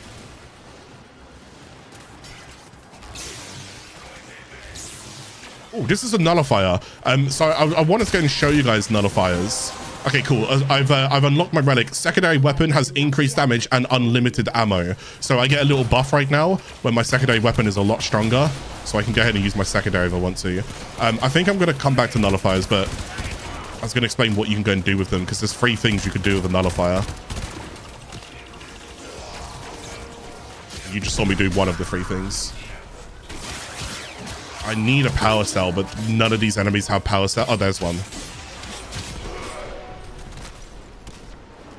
Okay, so that's now currently full. It says, well, you can't see because Loza's fat head is in the way. Okay, there you go. So it says full. So I've got 10 seconds left, and then this excavation is done.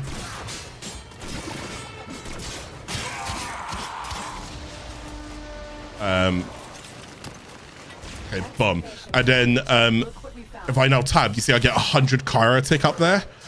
So the idea is I get as much Rarity depending on how much of that I've successfully excavated. Okay, so if it does go ahead and break, don't worry. It's not the end of the world. Right, let's get another nullifier bubble so I can kind of show you guys more about nullifier bubbles.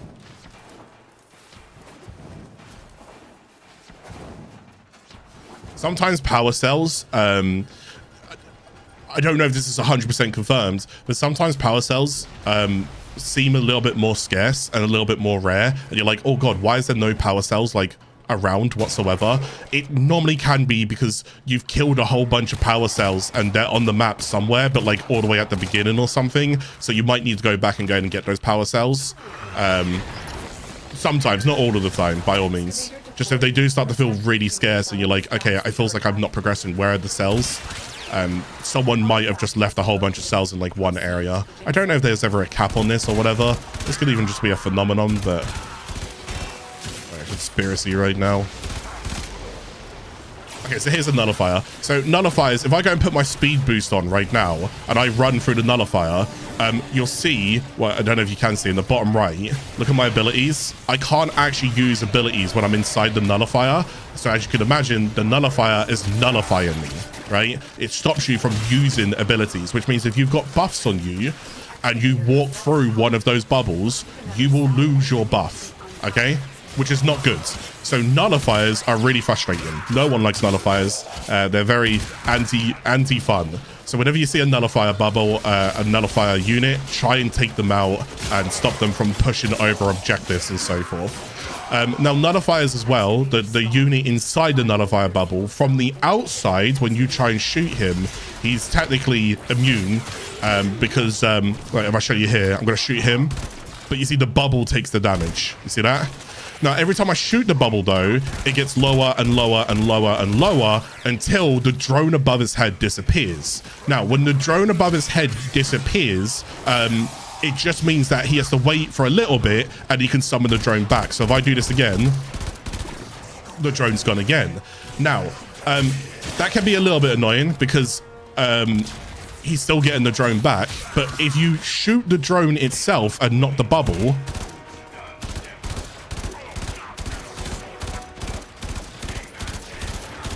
if I had damage, there we go. Now watch, he won't be able to summon that bubble back. I've killed the source of where he was getting the bubble from. So look, he still hasn't got the bubble back now. This guy has, but he hasn't. So you can either go into their bubble like this and kill him, but obviously keep in mind you've lost your abilities and your buffs if you go into that bubble. You can shoot the drone, but keep in mind the drones are quite tanky. Normally, if you have a single target hard hitting weapon, I would shoot the drone. Okay, single target hard hitting weapon. If I don't have a single target hard hitting weapon and I have a high fire rate weapon like this one is here because it's a 3-round burst, but it doesn't have a lot of mods on it, I'm better off just shooting the bubble, not the drone. Does that make sense? Yeah, hopefully that helps you guys. There's 3 things you can do with nullifier bubbles. Either shoot the drone, shoot the bubble, or go inside and kill the unit. It's up to you, but keep in mind each one works differently. Right, okay, so we just did the mission. That was an excavation mission. Now, again, excavation missions are endless missions, like defense as well. And also, I'll explain this part in a second as well. Oh, okay, never mind, I'll just explain it now. So it's an endless mission, which means I can just keep going if I want to. I can just keep going, keep doing more rewards. Now, this works as an... You guys remember the AABC that we spoke about when we did the defense mission? Oh, I got a Foreman Prime Barrel. There you go. But keep in mind, that was a 1 in 6 to get any of the different things there. So I'll take that for now. Lovely jubbly. Do I want to queue up a new relic and keep going? No, I do not. I want to go ahead and select an empty relic right here. And I'm going to go ahead and extract and leave the mission. But if I want to queue up a new relic and stay in, I can do, because it's part of the AABC rotation. I'm going to explain this a little bit better. I'm just going to go leave. But I'm going to give you guys a tip for excavation missions. So I'm going really quick here. Just a lot to cover. Can you see that I, in no way, shape, or form, I don't want to defend that. You're going to see why. Now, look how much Rarity I've got. I've got 200, right? I've now got 220. My point is, if you're about to leave the mission, you see like that, like objective over there, I'm better off calling that excavator down and then leaving it. Let it die. Who cares? You're going to leave anyways. But whilst you're leaving, why not take spare cryotic for free? Just take it. I don't need to defend it. It won't finish my mission. I'm leaving anyways. If you're on path and you're about to leave, just proc another one and let them kill it. And then as you're like, okay, 3, 2, 1, they blew it up. Okay, cool. I'm going to go and leave. I get an extra 20 cryotic for free because I was leaving anyways, right? So just a little tip that you guys can go ahead and, as I say, like abuse that on your way out. But don't be afraid to summon one if you want to, okay?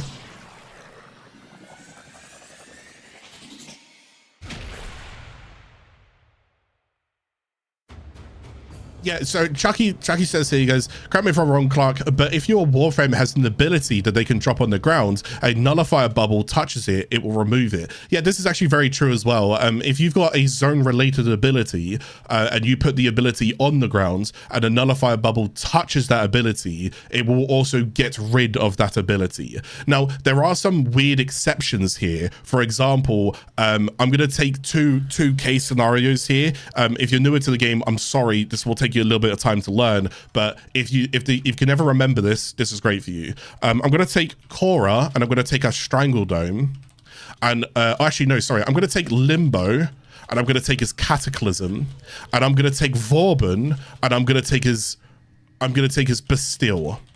Okay, so this is going to be the case and scenario where it's a little bit different. Now on Limbo has a really wide, I'm going to use paint here, forgive me, my paint skills are not great. So now let's say this is where Limbo is right now, and he causes Cataclysm around him. Cataclysm will go ahead and go in an area like this. Let's say that this unit here, right here, is a nullifier bubble. If the nullifier bubble so much as touches any of this, even just the sliver of it touches that, Limbo will actually lose all of his Cataclysm. It will fully drop down. Just a sliver of it. That's all it takes. Just the tiniest bit of nullifier bubble needs to touch his Cataclysm, and his Cataclysm, all of it will drop. Now, where this is different is, let's say this is not Limbo, and this right here is Vauban. Now, when it comes to Vauban, if he uses Bastille, any enemy that enters this area will be suspended and lifted up, held in the air. Well, if a nullifier bubble touches the outskirts of this ability where they're being suspended, the nullifier bubble does not actually reduce and collapse Vauban's Bastille. You see, Vauban's Bastille, when he summons it, is like a little ball. So this is this square right here, okay? This filled in square. Well, what will basically happen is the nullifier bubble actually needs to touch the square. So the ball itself, the source where it's coming from. Whereas Limbo is so different because Limbo's edges is what can make it drop. It's bizarre.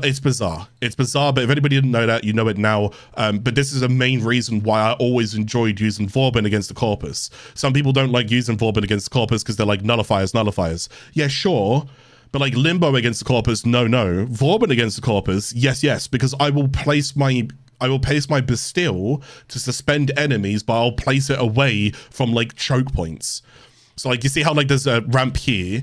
Sometimes I'm going to want to choke point that, but I won't throw my Bastille at the ramp. I'll throw my Bastille here. And then it will lift and suspend enemies over there. But if a nullifier comes running down here and I don't see it until last seconds, the nullifier won't get rid of the Bastille. See what I'm saying? So now the Bastille was protected because I'm with the Bastille. The ball was right here. So now I can protect that and stop the nullifier from collapsing it. Don't mess. But you are correct. You're absolutely correct. We did an excavation mission. Why did we do the excavation mission?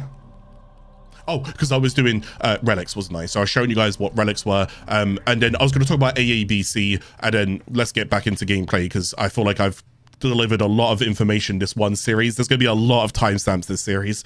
My God, this episode. So, right, AABC. So I was talking about this in defense. I was talking about this in excavation.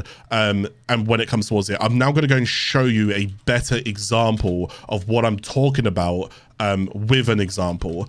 So let's go ahead and take excavation. From Warframe Wikipedia. If you guys want to see what I'm searching when I do this as well, by the way, I just go up here and I type in excavation, and then I click on excavation, and then what I'm looking for is I'm looking for rewards right here and drop tables. So I'm going to click on this, and what you're going to see here is that it will explain it towards, it should go ahead and explain it towards you. Yada yada yada.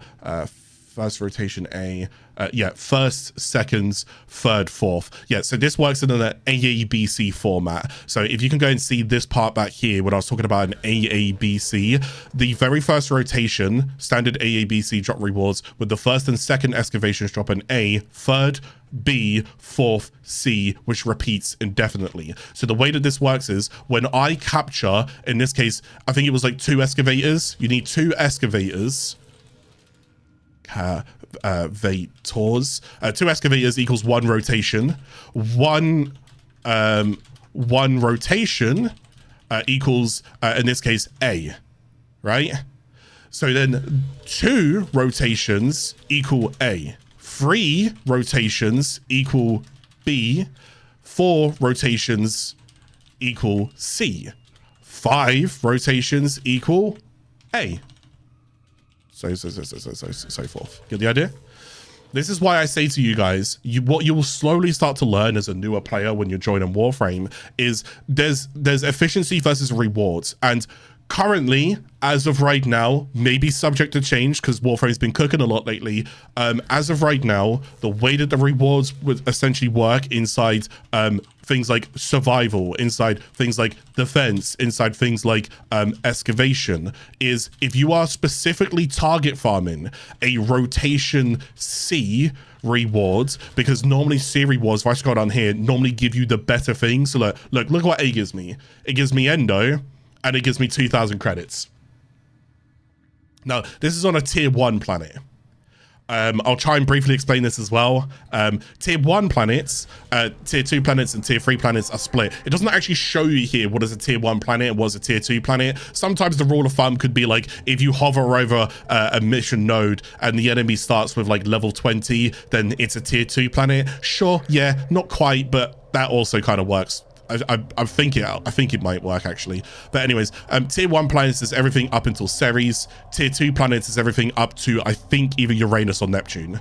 And then from there onwards, they're all tier 3. So like, I think it might be, I can't remember if Uranus is a tier 3 planet. But tier 3, tier 3, tier 3, tier 3, tier 3, for example. And then that's how that, so they're split between like different tiers of different planets, which means when I click on this tier 1, if I'm doing excavation on Earth as a tier, where is it? Excavation on Earth as a tier 1, this is the reward. But if I click on tier 3, I get 3,000s or 400 endo, which means that's better than a tier 1. See what I'm saying? But the enemies are going to be harder technically. But although the enemies are harder, we're talking about scaling rewards. If you look at like B, Hornet Strike doesn't actually mean anything to us now, thankfully. No, sorry, I'm not going to talk about arbitrations because they're new players. We don't talk about arbitrations. This is only for these 3 things that I've mentioned here. We're not going to throw arbitrations in here. Just so that I can split this off and explain it a little bit better, how does it work for things like spy, rescue, exterminate? How do these mission rewards work? They do not work like AABC because they're not endless missions, okay? And not all endless missions have AABCs. If you are unsure, go to Warframe Wikipedia, type in what mission you're doing. Maybe you're doing mobile defense. Then click on rewards, and then you can see how it works here.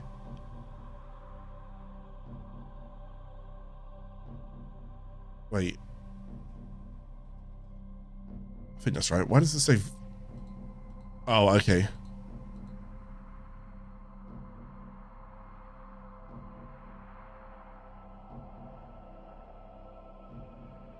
Why does that feel like that's not what I'm looking for? Let me use spy. So I'm just going to use spy. That to me just confused me for a second. I'm going to look at that later. And then I'm looking for rewards. And then there you go. Tier 1 spy, there's an ABC, but the way that it works here is that it's different. Each data vault will reward 1 to 4k affinity for a successful hack. And each vault will reward 1 item, regardless if it's done stealthily or not. Vaults may also be hacked in any order, regardless of the designations or difficulty. Reward rotations will be determined only by the number of vaults successfully hacked in the mission thus far. So you see how like defense and so forth is AABC, but things like this is ABC. Okay. Yes, disruption's going to come up pretty soon. If you just look at, again, you guys don't need me now. I've explained how it kind of works. Go to Warframe Wikipedia, type it in here. Please try and help yourself. Click on rewards. You can see that it now works differently. AAAB next rotation AABB, next rotation ABBB, next rotation BBCC. So A's get completely removed from the reward pool, and C's become more frequent as you go ahead and continue to defend more conduits. But you guys haven't even seen disruption yet, so there's no point me really talking about it right now. But again, I'm giving you the tools. I'm going to give you guys the resources. Use the Wikipedia, okay? It will help you guys. Don't be afraid. If you don't know what you're typing, just really think about keywords to type in. So if you hear the word arbitration, type arbitration in. If you hear the word disruption, type disruption in. Some way, whether you like reading it or not is tough, because you're gonna have to learn it one way or another, and Warframe Wikipedia will be a great asset for you, okay? So anyway, sorry, as I was talking about this, my point is that in some missions that are endless, for example, survival, defense, excavation, let's not get off topic here, you'll go to the rotation C rewards, right? And as soon as you hit the rotation C reward, it makes more sense for you to leave the mission and come back in, because as you continue, the rewards are not getting better, but the enemies are getting stronger. Does that make sense? This could be subject to change. I don't know if they'll ever change this in the future. My opinion, they should. You should absolutely be rewarded as enemy density and enemy level continues to scale. You should absolutely be rewarded for that. But as of right now, that's not how it works. It's an AABC for some endless ones, okay? Hopefully that helps you. Anyway, so I felt like we got a little bit off topic there. Let's continue where we left off. But we saw relics, all right? Again, please make sure that you go and do your relics inside a team. I'm gonna do one relic mission with a team real quick. Exterminate Corpus. Yeah, cool, sure, let's go. I need to go make sure I put myself on public. I know I was going to do this like more as an Iron Man thing, but again, I encourage you guys to go ahead and do this inside a group. And Exterminate, as opposed to Spies, as you could imagine, always pick the missions that are just easier to do. In this case, Exterminate, I just got to kill people. Spy, I have to go and hack vaults. Some people may not enjoy hacking vaults, and there's a lot of people who play in public who can even fail a vault, which means they're not really helping with like your rewards. So Exterminate, you can't really go wrong. Let's click on that, and then it doesn't really matter. I'm just going to click on whatever, and then it's going to find me a squad, hopefully. And I don't really care if the squad carries or anything else like that right now. I just need my Reactant. I need a couple of kills. I'm going to leave, and I'm going to show you what it looks like with everybody selecting relics. Okay, so hopefully we can see that as I get in. So here's like, now you can see there's multiple ships here. You can also go and move your ship in this loading screen as well. Never really spoke about that before, but in case you didn't know, you can go up, down, left, right, so forth. So here's the team right now. We've got a MR24, MR20, and MR10. You can also hover over players and see what they're running as well. So you'll always start off with their Warframe, then their aura mods. So he's using corrosive projection, he's using steel charge corrosive projection, I'm using Dreamer's Bonds, then the relic and what version of the relic they're using. We're all using base versions of relics. Then the primary, secondary, melee, but sometimes some people might not be using primaries. These guys are all using primary, secondaries, melees, and then they're going to use at the bottom here is their companions. And sometimes you can rename companions, you can rename weapons as well. So don't always believe entirely what you see there, because they might have just renamed some stuff.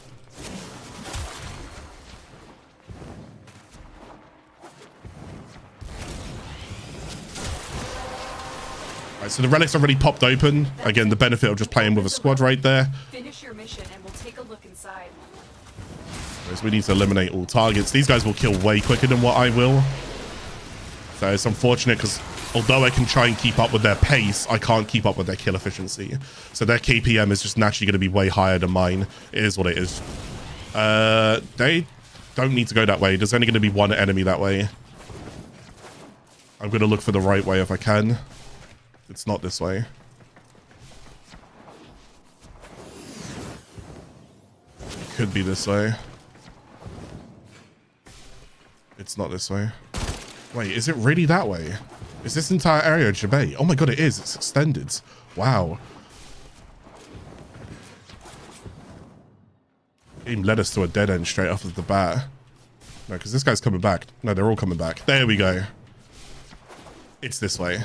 So sometimes the waypoint will go all the way back because it's saying that the closest enemy is one enemy that you left alive all the way back there.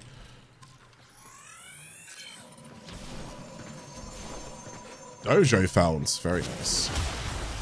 You're still in the clear. No detection from enemy sensors. I get a couple kills, make it look like I'm not being carried right now.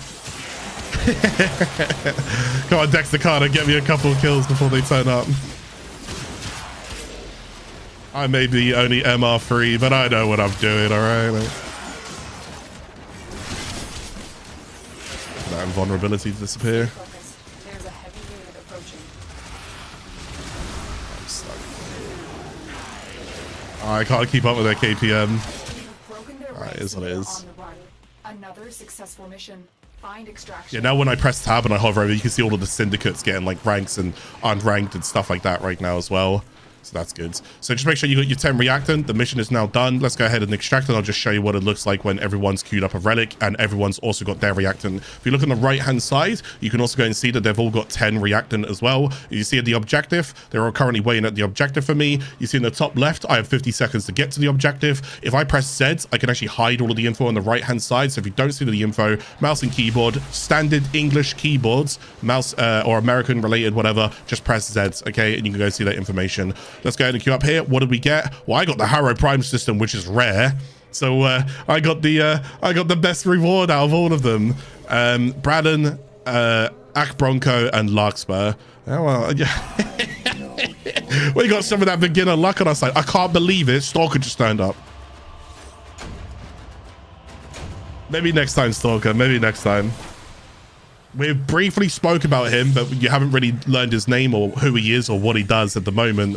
But I did briefly talk about the triple question mark and your actions have consequences. So, right, so let's go ahead and now just leave the squad. But that's what it looks like right there. So one person can end up getting a really good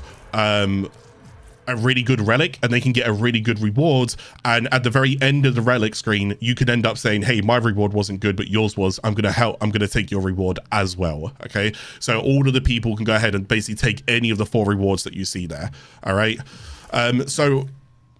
I also got another thing in there, so I can go and if I ever close the screen, I can always go back here and click last mission results and double check. I also got a Harrow chassis, which is also another new Warframe, and you'll also notice I got Harrow Prime systems, not the same as a normal Harrow. So technically, I got one part of 2 different Harrows. I've got Harrow and Harrow Prime. See what I'm saying? So Harrow and Harrow Prime. Oh, look, there's 19 extracts. That's where I'll need it there as well.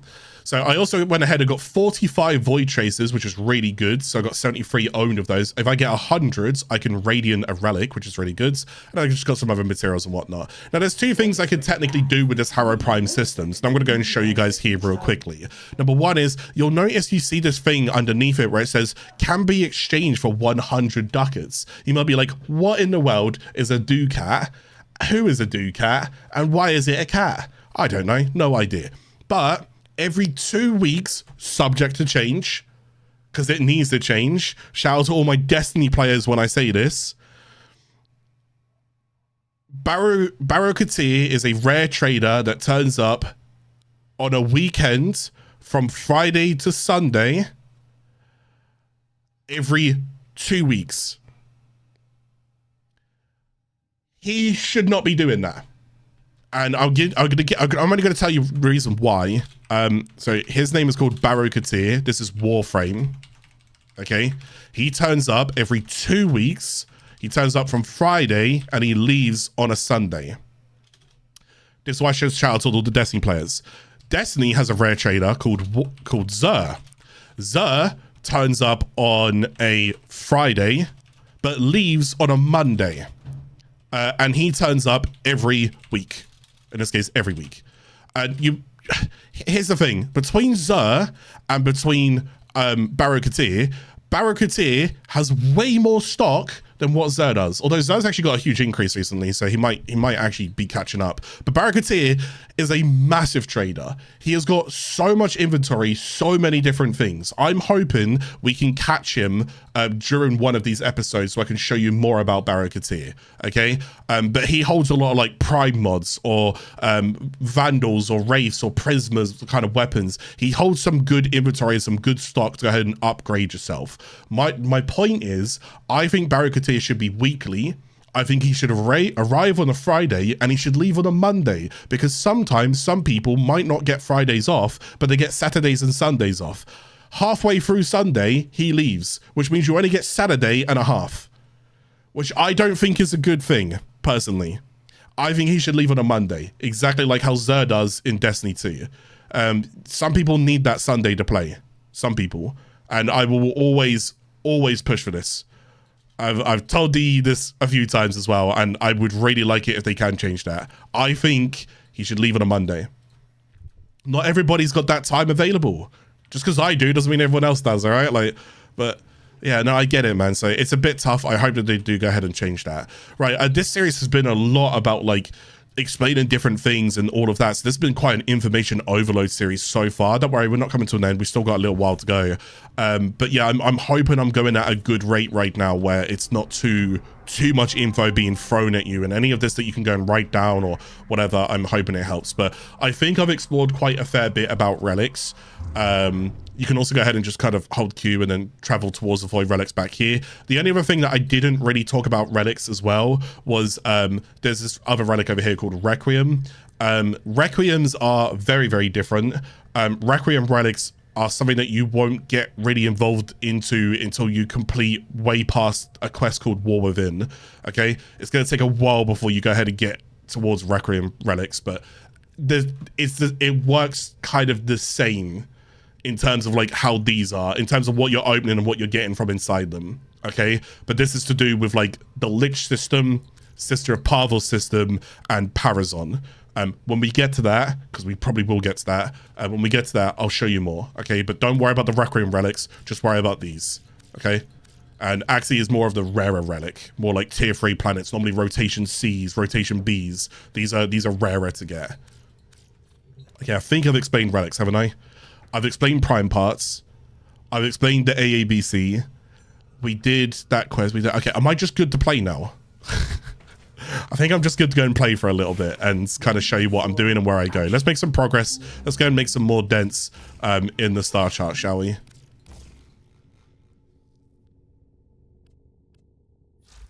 Get a little bit more damage on that. Not too much. Taxon's filling up quite nicely right now. Rank 16 already. Looking real good. Real good. Oh, we got the regen mod here as well. Sentinel recovery time is reduced by 5 seconds. Oh yeah, I guess that's something that I did want to go and clear up, is that nowadays, technically, all companions can come back. It's just that this helps. Yeah, because, oh god. No, never mind. Forget it. I just realized what I'm saying. There's no point because this could also be subject to change. I'm just going to wait. I'm just going to wait. Have I hope I can dismantle some mods soon because I really want to start leveling up and get stronger. Right, let's go towards Mars. Let's start. So the idea is I want to get myself towards Deimos. I want to get myself towards, if I can unlock Ceres, that'd be good. So we also want to get towards Phobos right now as well. So I think Phobos is the next thing. Oh, so if you see here, I was actually doing the right thing. So I need to go and open up more relics. Maroo as well. Okay, cool. And refine our void relic. Oh, okay. I need to go ahead and refine a void relic anyways. I guess we'll do one more relic mission then. So I'm just going to go and take this one, and it's going to ask me to refine it, but right now I don't have enough to go ahead and put this on it. Okay, and odds are you guys probably don't have enough to go and put on it right now either. So just for now, just do this one. Okay, just do this exceptional one. It doesn't matter too much. We're just going to do that so that we can get part of the junction done. So if I now look over the junction,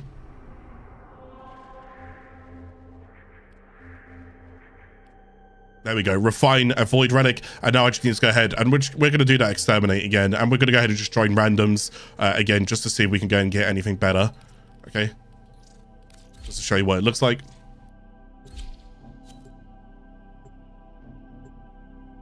How many copies of mods do you recommend we keep and why? I've already covered that in one of the very first episodes. For the most part, you don't really need to keep many copies. There's only a couple. It's again, if there was like, hypothetically, if there was like 5,000 mods in the game, if there was, only like 4,900 and like 50, you need to keep one copy of.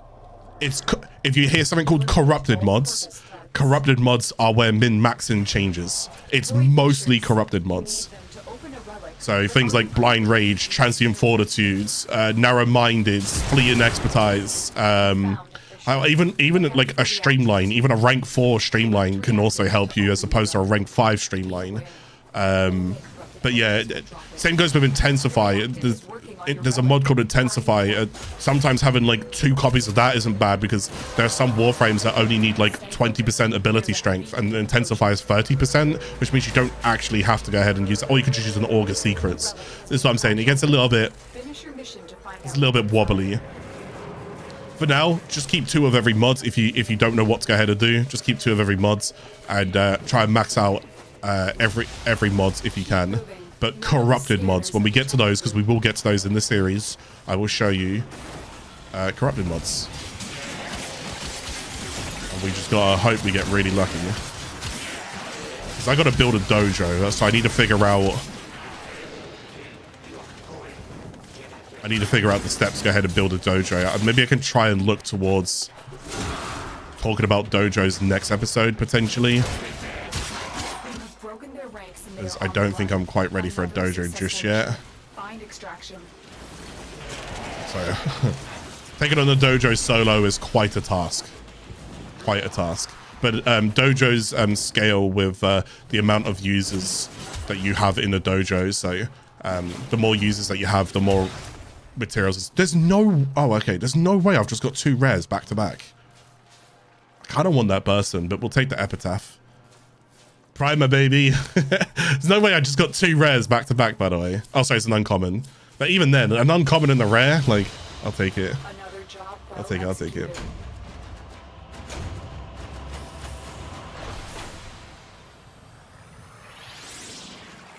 The ones that have a frame or the weapon name at the bottom. No, corrupted mods are the ones that give you a plus stat, but also a negative stat. If it says plus strength but negative efficiency, that's a corrupted mod. You'll learn corrupted mods more when we get to Deimos. Okay, so we're not actually far off explaining corrupted mods. I also just need a clan because I need dragon keys. So when I can get dragon keys and whatnot, we'll explain corrupted mods more here. Okay, we're almost there. We're almost there. Just bear with me. Right, I'm done with all of the lift missions and whatnot. I've just got to go and speak to Maroo. So maybe one of the quicker ways of doing this is let's go and get this mission done. We'll do Tharsis. I've got Oh wait, I can just click on Maroo. Oh, okay, never mind. So I can literally, I don't even have to do Tharsis then. That's pretty cool. What else do I have to go and do? It's just talk to her. Okay, cool. I wonder if I can do the Ayatan mission then. This will be good. If this gives me accessibility to the Ayatan mission, this will be really nice because I'm gonna teach you guys that the Ayatan mission is something that you want to do. Literally, I still do it on my main account to this day. After 7 to 8 years. Well, this is lots of people trade in different things here. So if you're looking for like particular stuff, you can go and see what they're selling. So this is just like one area where you can also trade as well if you ever want to. But we're not looking to trade with those guys. There's 2 traders here. We got Maroo and we got Vazia. I guess we'll cover Vazia a little bit later, but for now we'll go and talk to Maroo. I've been asking you a question about your weapons and which one you prefer, what type of weapons you prefer.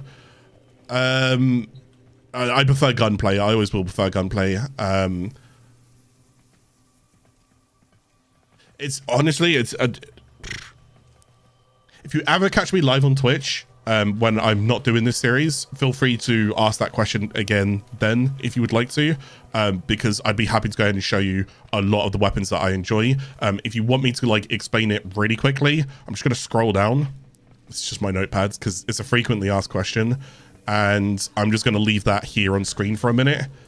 And because this will be on the YouTube VODs, you can just pause this now and you can read some of the stuff that I recommend and some of the stuff that I typically run. Again, this is subject to change, but there you go. There's a lot of the stuff that I prefer to go and run. Okay.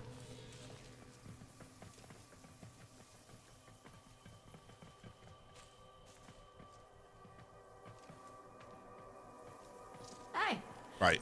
Okay, so I need to go and talk to her. I want to sell my wares. Are we? Okay then.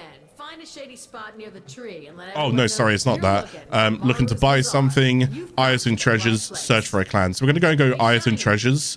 And what we want here is this is where we can extract endo from Ayatan treasures, but we'll do that in a second. Let's go and look for an Ayatan treasure. You could do this every single week one time a week. Okay, so I would put this when it hits Monday and you play, let's say Monday's your reset, not Warframe's reset will also be Monday, but let's say it's your reset, or it's Tuesday, it's your reset day when you first play Warframe per week. Put this on one of your to-dos. Okay, just go get this done and you're done with that for the week. So you don't need to do anything here. You're just going to run towards where this thing is over here, or you're going to get stuck on terrain like me.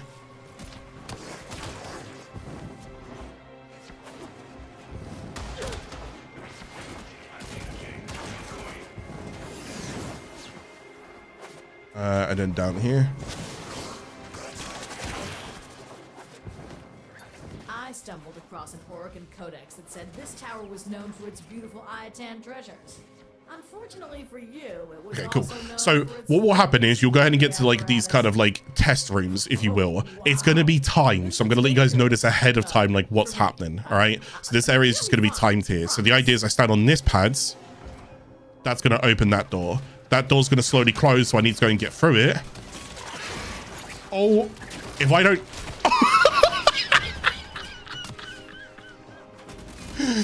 Oh my god, that would have been so funny. I kind of wish I didn't make it through there. That was like an Indiana Jones moment. That's like you couldn't write that if you tried. That is like paid actor right there. That was hilarious. Okay, so now that we've gone through that, we're going to now step on another pad right here. Now, there's quite a few of these different rooms, so I don't know which one I'm going to be approached with. I can kind of recognize the layout myself, but for you guys, you're not going to really know until you go ahead and get through this like next part, okay? But again, remember, it's timed, okay? It's not timed right now.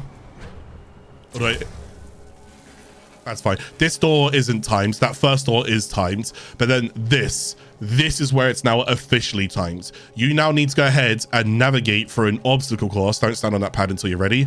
You're going to navigate through like a bit of an obstacle course until the other side, then touch the other pads. Take your time with these. All right.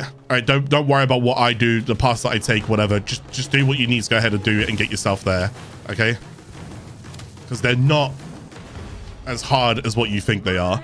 But that comes with a fair bit of experience. When you're new to them, you might be like, oh, okay, which way do I go? I'm going to read the lasers, see where they go, see what slows you down. It's good that you guys go ahead and fail that, because then you'll learn what to do next time, okay? But when you do figure it out, that's fine. I do this every week, and I've been doing it every week for about 7 years. So, of course, it's like muscle memory to me. But anyways, we go ahead and get a guaranteed Ayatan sculpture. Now, I didn't get the one that I wanted. The one that I want is Altar. There's lots of Ayatan sculptures inside the game, and there's a set amount of where you get them from different locations. So, Altar is the best one that I can get here. This is not an Altar. I can't actually remember what this one is. I think it's a Euro or whatever it's called. But this is also important. See this?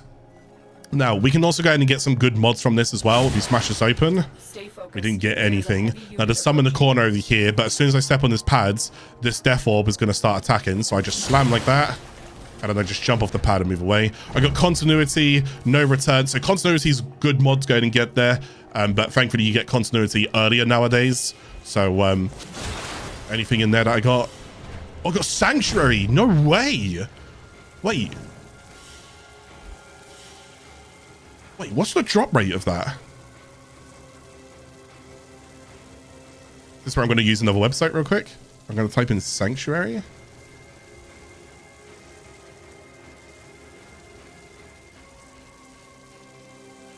And that can't be right.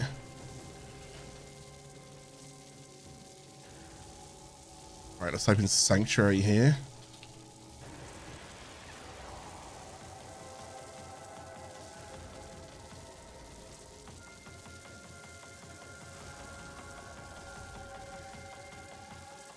Okay, now I'm just confused. Okay, yeah, I can't believe like I got this. This is it's a low chart, but like it's not. I didn't get it from enemies. Mission drops. It's not a mission drop either. It's just a drop location. It's quite a rare mod to go ahead and get. So that's really surprising that I got that. Yeah, that's really surprising that I got that. I mean, you can see just how surprising it would be.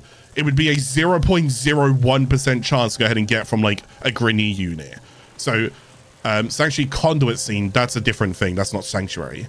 That's crazy that I just got that. The idea is that whenever I revive another player, my companion will put a shield around me, reviving another player. So therefore, I'm protected to res another player. It's good up until it's not. And I can't explain why it can't be good right now, so I apologize. We will explain it when we get further into the game. But yeah, I apologize that you won't have the answer right now. The answer's kind of spoilerish, so forgive me. I'm trying to protect your experience, okay? But yeah, fantastic to go ahead and get it regardless, right? I'm actually curious if it's worth anything, because if it is worth anything, then we can always go ahead and sell it if we ever need platinum on this account. We can go ahead and trade with other players. So although I'm going to play this as much as like an Iron Man as much as I can, besides some like examples where I'll go ahead and do like, where I'm showing you like, particular missions when you play inside the group versus like playing on your own. Besides from that, the only other time that I will probably end up seeing players on this account is relays. And if I'm going to go ahead and sell a mod to someone, whilst I'm doing that, I'm actually going to go ahead and search real quickly. I'm going to look at Warframe .market. All right, let's go ahead and leave this mission. And I'm going to go and type in. So this is Warframe.market. I'm just going to make sure I'm on PC up here. And then I'm going to type in Sanctuary. Just want to see how much the mod is actually worth. Oh, okay. It's worth 3 plat. It's worth very, very, very little. Yeah. Okay. Because like I said, it's good until it's not good. Oh, wait. Actually, a rank 10 out of 10 is worth 93 plat. Is there someone offline selling the 10 out of 10? There's 70 plat. Okay, so it's about let's just say 75. About 75 plat if I rank this up and sell it. I could probably go get 75 plat for that, which is actually not that bad. But yeah, again, it's good until it's not, because there's something that basically makes that irrelevant, which is kind of like, oh, it's Aya. I thought it was Year is what I thought it was. So yeah, this is Aya. So now that we got a sculpture, that would be, like, I'm going to show you guys what this would actually look like. If this was my main account, I would now tick this. There you go. 1 times Ayatan sculpture. So now you know what I do on my main account as well every day, or the beginning of Warframe. The first time that I log into Warframe every week, whatever day it may be, Monday, Tuesday, Wednesday, whatever, when it's a weekly reset, it's one of the things that I go ahead and do for an Ayatan sculpture. It's just guaranteed endo. There's no reason to not take it. Okay, cool. So let's go ahead and leave Maroo's Bazaar now, because we don't need to be here. I guess we'll talk about Vazia another time. She's another trader inside there, but we don't need to introduce her right now. So now that we got the sculpture, let's go ahead and go down here. So we're going to open up this section here with all of the mods, and you'll see that we have the Ayatan treasures over here. We're going to click on that, and we got the Ayatan Aya sculpture here. So when I look at it, so this is something that somebody actually actually, I'll get to that in a second. Never mind. So the idea is if you hover over these like empty holes right here, it will tell you what you need to go ahead and fill the hole with, whether it be an Ayatan Cyan Star or an Ayatan Amber Star. If there are new stars in the future, then there's new stars. As of right now, there's only 2 stars inside the game as of right now. Whether or not that's subject to change, I have no idea. Probably. They'll probably just expand systems. So the idea is that you basically just click on it, and you can go ahead and put in one of these stars. Now, as I'm putting more and more stars in, this is going to cost more and more. Sorry, it's going to reward us with more and more endo. Now, each one of these stars is worth 50 endo, right? So if I go and collect, 625, 992. So never really sell these for endo. When you go to Maroo, you can sell these for endo, but selling these when you can slot it in there, these are worth 50. I'm almost getting like 300s. So they're worth 6 times the amount, right? Give or take. They're worth about 6 times the amount. Never really sell it. So something that was interesting, and I'll explain this really quickly. For new players, you won't see it just yet, but yes, you might have to go and slot all of these in manually. Someone told me this. I couldn't believe this is a thing. We don't have to do that. When you reach a certain Marshy rank, you can just click auto install. I didn't realize this was Marshy rank unlocked. I just feel like it should be Marshy rank unlocked. Feels a bit weird that, like, I don't know. It's a bit weird. I didn't. Auto install isn't locked until MR10. That's crazy. MR10, you know. But yeah, there you go. So maybe if it was like MR4 or MR5, sure, but like MR10, it's a bit of a bizarre thing. But anyways, when we go and put the stars inside, you'll notice that the sculpture now slowly starts to move and it like comes alive a little bit. Now, there's one of two things you can now do with this, okay? So I can either use that as a decoration. If I go towards equipment and I go towards orbiter and I go to decorate, if I go ahead and look here, I can look for the sculpture, I can click it, and I can place the sculpture there. I can go ahead and close all of this, and now I have that sculpture there permanently until I want to go and take it out. Okay, so it's permanently until I make it temporary. So I can use it as decoration. I can place that wherever I want to inside the ship. However, that's worth 1,400 endo. So am I going to leave it there? On your Nelly, am I going to leave it there, right? So we're going to go ahead and just pick that back up. So we're going to right click it and we're going to move it back into the inventory, and I now have it. So what I'm going to go ahead and do is go back to Maroo's Bazaar, and she's going to have that because that is a lot of endo. Now, there is one of them that you can get, and it's worth 2,700. It's called Orta. That is the subject to change. That is the most expensive one that you can get right now. It's called Orta. O-R-T-A.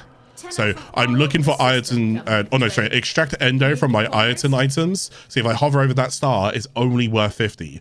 Now that I've filled this in, it's worth 1,425. Hell yeah. Sell that.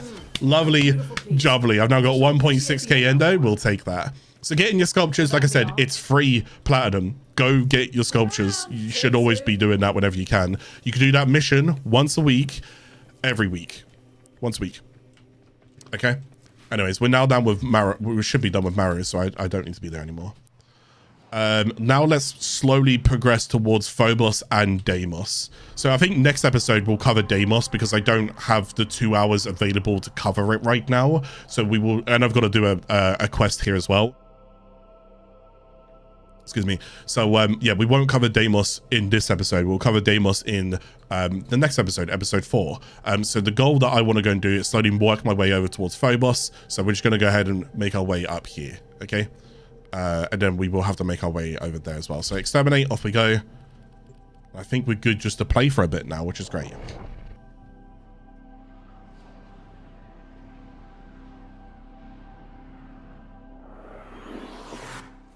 Rightio then. Compact salvage. Ooh, Morphix right there as well. We'll take that. And I'm looking for gallium as well.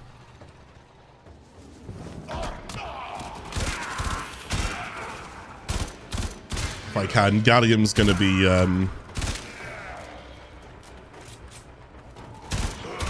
exclusive resource to Mars so far. There's gallium. See that? So I'm going to go and pop that. And we've got 2 gallium at the bottom there. Fantastic. Because I will be needing that for some builds, some warframes, some weapons and stuff and so forth. So you'll see I don't normally typically loot all of this. What I do loot is the caches. I tend to skip all of that. I'll skip crates on the grounds, but I won't skip material crates or material caches, whatever you want to go and call them. So something else that I could go and show you guys here, but God forbid, let me just kill these guys real quick so they don't attack me when I do this. There's going to be a quest that we will approach a little bit later, and the quest is going to be a little bit annoying because not everybody really likes doing this, but I'm going to go and give you guys a heads up now. If you bring out a scanner on different planets, you're going to end up having particular plants that you can scan. If you do see these, if you want to save yourself a bit of trouble, scan them. Just scan them. You end up basically getting a material from them. And you need it for something called Apophix, which is a bit later. Again, it's a particular warframe, a particular quest called with Titania, Silver Grove, I think it's called. So the earlier I can teach you about plants, the better. If you see one, try and scan it. And again, if you do need more scanners, if you stand, because I've got 40 scans left, if you do need them, I think you can just buy them on the market. But they cost credits. Go and buy them until you get an upgraded scanner. But for now, this is the only scanner that you've got right now.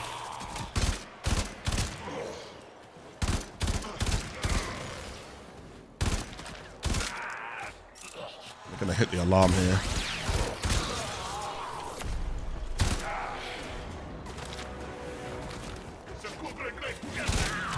Just an exterminate mission, so I'm just plodding around right now, just killing a couple of enemies. There's like another one there.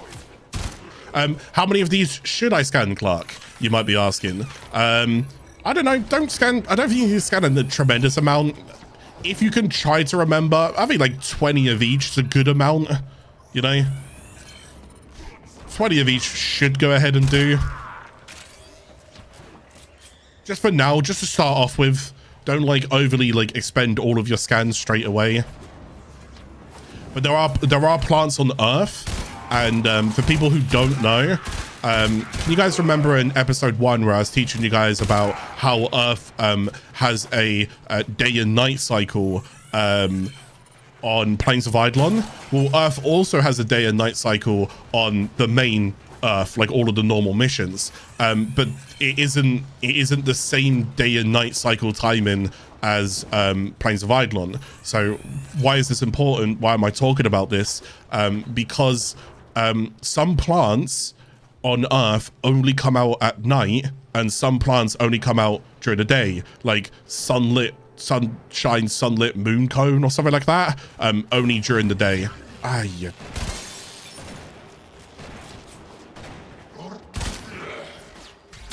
What's happening there? Why was the screen shaking like someone massive was out here?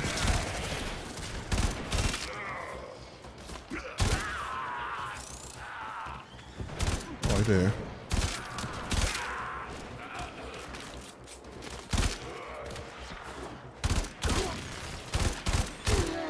Double shots.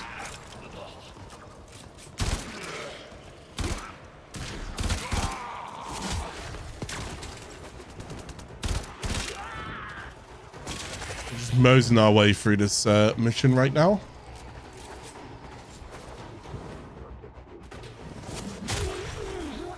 These guys.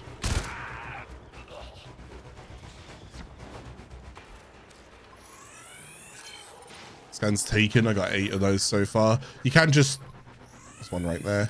You can just kind of right click on the map and sometimes you'll just see them glow like this. So I got 10 of those. 10's a decent amount. These aren't too hard to go ahead and find, thankfully. Like I said, some planets' materials are easier than other planets' materials. So Mars with the Rux Claw, the one that I'm scanning right now, genuinely quite easy to go ahead and find and get. As for the Earth ones, not as easy to go ahead and get, all right?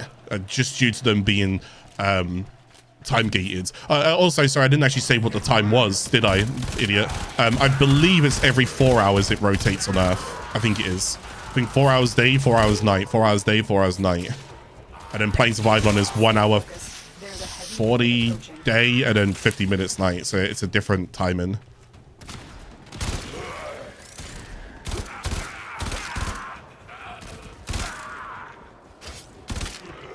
What's going on there?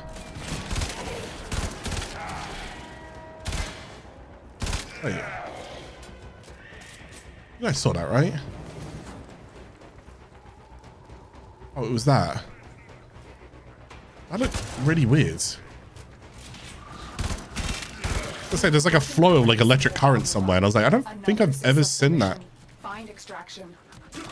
Yeah, look. Can you see that? It's going through the door.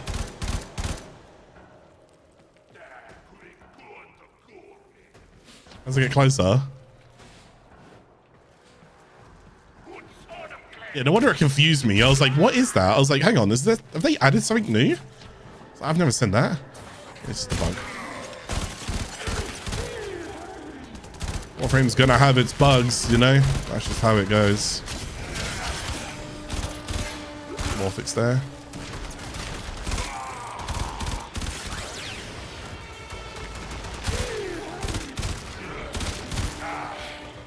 Right, let's go and finish that mission off.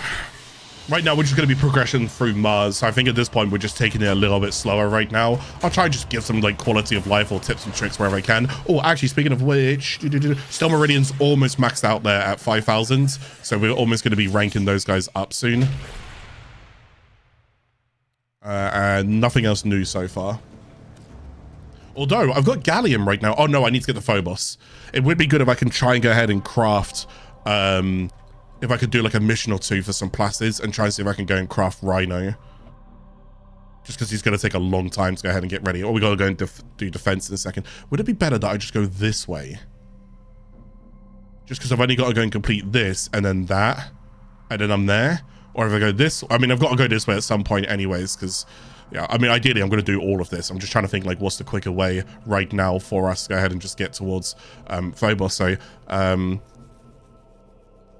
no, because I've got to split this way anyways. I've also got to split this way, and I've got, yeah, I'm better off just still going up here. Got to do a couple of extra missions, but it doesn't really hurt us too much. Okay. I remember farming stand-in for Oxylus at the botanist mod. Yeah, Oxylus is helpful during that.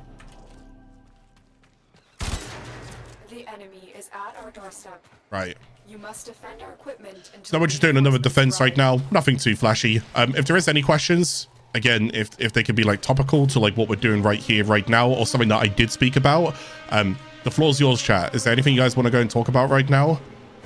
And I don't mind taking this as a Q&A session. Again, please go and keep in mind, I do have a Discord channel, and I do have a section on the Discord, which is for Warframe new players. If you do happen to have any questions and you want to leave them in here, feel free to go ahead and do so, okay? Because I can always go ahead and use those as topics on the stream. Does anyone have any questions about anything? Is everyone okay so far? Again, I hope you guys are enjoying the series. We got a long way to go. We got a very long way to go. I almost prefer how I've approached this series as my 2023 one. I think it was good that I covered more in depth Planes of Eidolon and Fortuna. And it's also nice that I'm playing off stream as well and doing all like the little grindy things off stream. So you guys don't have to see like me just doing like daily stand-in for Fortuna, because I mean I can stream daily stand-in for Fortuna, but it doesn't change anything. Like,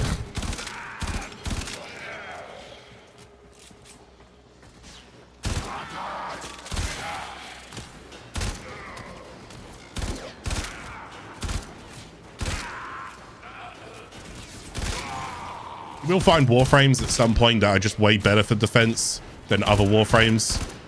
And if you don't know what Warframes, go ahead and use sometimes. Always just think about what the mission objective is. Because when you start getting to harder level missions, taking certain Warframes, you're kind of just not helping yourself or your team.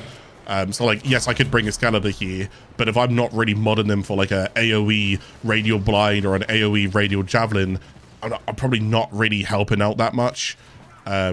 So that I'd be better off bringing like a Frost here or something, you know, where I could like defend the objective.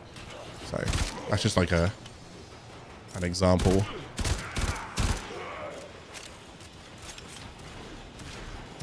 Did I start with Rhino? I did not. Rhino's not a starting frame. I started with Volt because Volt's just too good to start with, in my opinion. I keep forgetting how good Volt is for Planes of Eidolon. You can speed up the drone, and you can also just take one fishing spear. You don't need the other fishing spears. Plus, he can also defend and he can attack, and he's got good quality of life. So Frost is just Volt's just very, very good. Yes, sorry, forgive me. I have the parts for Rhino. I covered that at the beginning of this episode. I do have the parts for him. I don't have the resources for him. You need plastids. The earliest place you can get plastids is Phobos. So you need plastids and gallium for his systems. So I can't craft any new Warframes just yet. I mean, I probably could have worked on Gara, but I won't lie to you. There's only so many Warframes I can hold right now until I look towards doing some trading. And due to that, I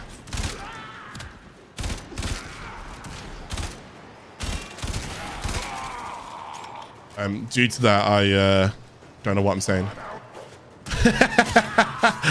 Sorry, I've completely lost train of thought. Did my top 5 Warframes change from the 2023 series? No, we haven't really approached that topic yet. I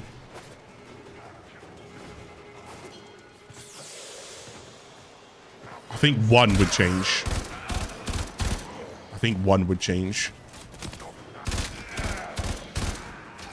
Nowadays, I would actually throw Vault into the beginners as well, because Vault, you can hold Vault early and you can also hold Vault late.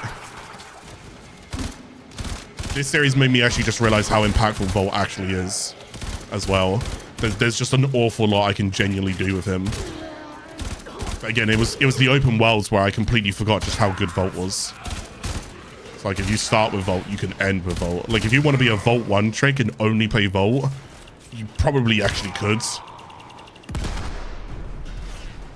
He's not amazing for every mission, but like for example, Interception, you know, you're better off with like a Frost or a Nova or something else like that, you know. One more wave. Do you have a quick tip to help track? Oh no, I'm done. Have we got a G10 relic? Awesome. Do you have a quick tip to help track what weapons are required for later weapon blueprints? Yes, Warframe Wikipedia will tell you this. I don't know what to search for. I will attempt it really quickly. If I had to guess, weapons.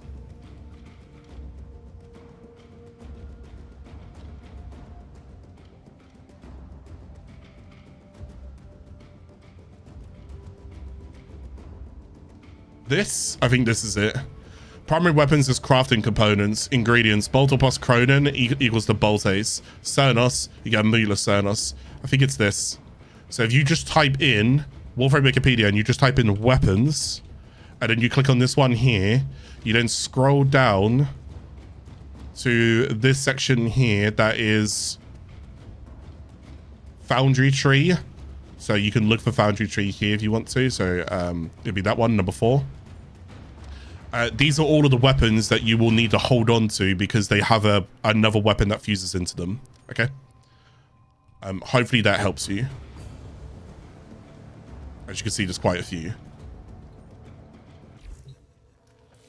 Yeah, because some weapons you can hit level 30 with, and then you can just sell the weapon because you don't actually need it anymore. But other weapons, you don't want to sell them. You want to hold on to them because they need to craft into a better weapon.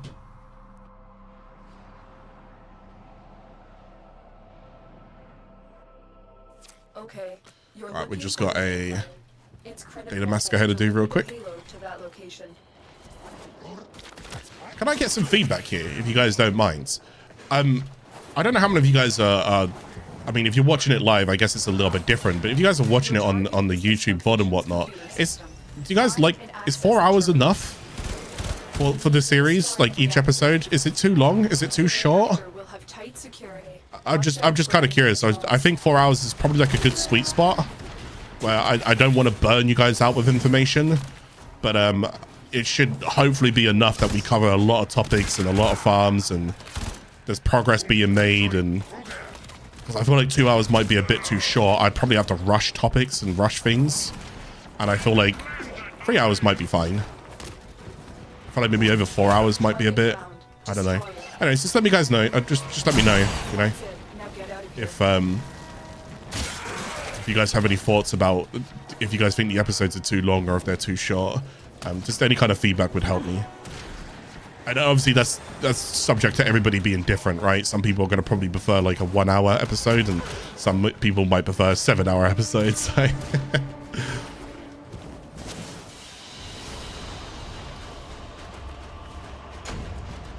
Bit long cutting into your game time. If there's something that I can go and say, although I rate this as like a play along series, I hope you guys are treating this more as like a radio, if you will, like a podcast, something that you guys can go and put on in the background. You shouldn't have to you shouldn't have to sit there and be like, right, I need to watch his every move. Don't ever feel like it should be like that. I don't want it to be treated like that. I was hoping that this would be enough that you guys can just play the game yourself, and then just listen in. And if there's a topic that I'm talking about that interests you, then you can be like, right, yeah, let's go and listen to this, you know. And if there's a topic that I'm talking about that you already know, that's why I got the timestamps. So you guys will be able to just skip over it and be like, yeah, do you know what? I already know this. Brother's yapping right now. Let's just get to the point. Yeah, the timestamp after each stream, I try and do the timestamps, and it takes me like 45 minutes to go through the entire 4-hour VODs to find to like write down all of the timestamps for particular topics that I think are worth mentioning. So even that takes me a little bit of time. The excavator has been deployed. Strike down power. The wife keeps talking to me. Take their fuel cells. Oh, I see. So it's a hard balance of you playing, your wife talking, and me talking. And the voices inside your heads. Like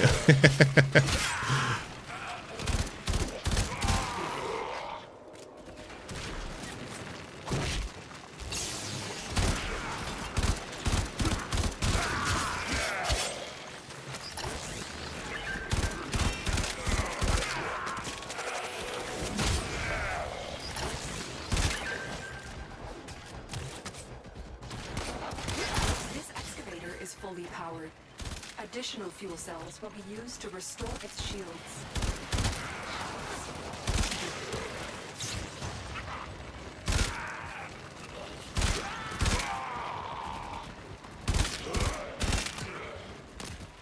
The scanner has picked up a target. Go to the dig site. Doesn't matter what Warframe and weapons you polarize or no. You can polarize every single thing in the game if you want to. Just remember, whatever you spend time doing, you may end up finding something else better, if that makes sense. If you genuinely want an honest answer on this, but keep in mind, you know, I've got over 8,000 hours in the game. I formatted everything. I'm not exaggerating. I'm talking about like MK1 weapons. I have 5 formers on them and ribbons on them. Like I completely maxed out their builds. I did that because I'm an idiot. You know, but I don't expect anyone else to be doing that. Just, you know, I had the time and... Oh, I only need to go and just do one. Okay, cool. I'm only going to do one then. Yeah, I did that because I could just go and do that. So it gave me something to go ahead and do. So I went around and formatted everything, like every K drive, every arc wing, other things that I can't mention because spoilers, and weapons and warframes and so forth. Companions, every companion weapon, you know. So former whatever you want to go ahead and former, but just keep in mind, just like Enderwin, if you go ahead and rank up a mod, how do you know if the mod's actually that good and like utilized for like end game so forth? The thing is, you're not supposed to know these things, so don't try and seek that knowledge right now, especially if you're new to the game. You're not supposed to know this. Okay, I know it would help because it would save you time in the long run, but a lot of what you do is trial and error. It just is, you know. A lot of what you do is trial and error. So I could be ranking Taxon right now and I could put some former on him, but does that mean Taxon's that good? There's Sentinels that I think are better, you know, but that doesn't mean that means Taxon's bad. It's just that Taxon's used for different things. I would rather use if I'm going to go shield gating and shield gating builds and like prioritize that, I would probably play Taxon. I could see him. I could see him being used there.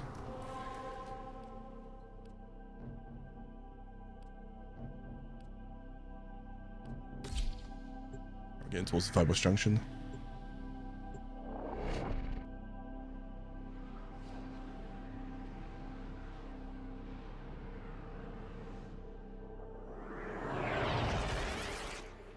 I need you to sabotage this ship's reactor. Really start for the reactors that double mod capacity on weapons and warframes. Yeah, that's just gonna happen.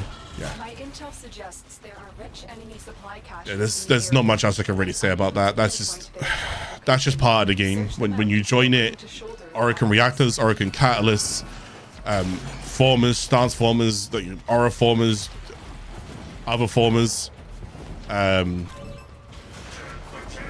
you know, just capacity as a whole, you will be starved. That's just how the game goes. That's just part of the grind process.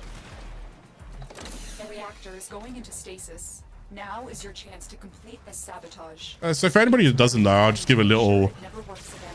Ah. Coolant cell extracted. I'll give a little tip here. You know, whenever you do these sabotage missions, for those who don't know, there's actually like a few different outcomes you can do here. So for example, I picked up this cell, and as you can see, it's kind of like all cold. Love to be able to explain this without you guys jumping on me right now. Also, please stop draining my energy. Please stop draining my energy.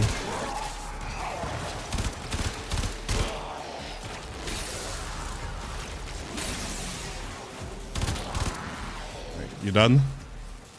You're done. Okay. Well, the idea is that there's like a cold one here, and I could go and put that in there, right? Insert cool requires, but there's also another one over here. Don't know if you see that. I can actually go and insert that one. Basically, you can actually change like what happens from here onwards. Sometimes the place can get like all hot and explosive, where it can go and like become all what's the word that I'm looking for? It's just like the place is destructing. My god, I can't even say the word. The place is destructing. So that's what can happen if you end up using one of them. Whereas if you use the other one, there could be like magnetic procs, some big like void bubble, and then I think the other one's like a cold one or so forth. So just for now, let's go and use like the cold one for now. Let's go and put that in, and then let's just see what we get off that. And if I ever do this mission again, I will not use the cold one. I will use the hot one, and you can see how it's different. So there's two on the bottom here, so I go ahead and line those two up, then just rotate those ones, and then do that. Defend the system until the coolant. Okay, so this one I've got to go ahead and defend. So like I could have avoided this defense if I had switched what I was doing here.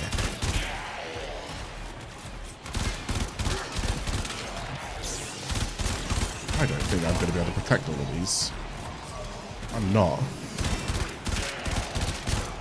I don't have...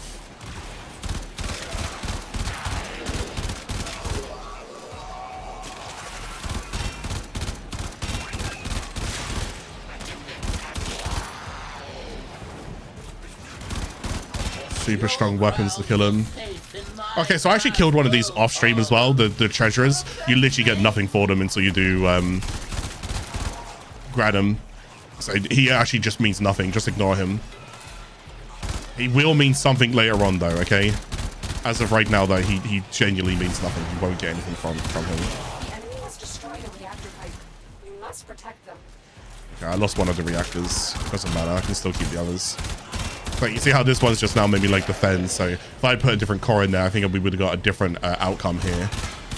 Cool thing about sabotage is being able to change that. So there you go.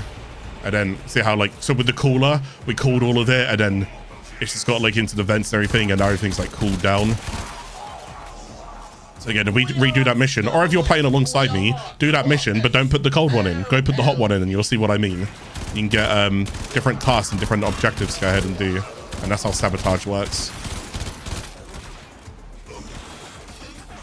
I think sometimes you can even break a cell. I don't think you don't even collect the cell, you just shoot it instead. There's also corpus caches on here that you'll see in the top left. So if you guys remember when we were starting off the game, we were talking about how there's different colored lockers. There's green lockers, there's red lockers, and there's even white lockers. Well, what's basically happening here is that you're looking for the white lockers. So we're looking for rare white lockers. And you can go ahead and get some like rare stuff from them. You can even get a rare ship from them as well. It's... Oh, yes, please. It's really rare, though. It's really, really, really, really rare. So don't expect too much from it.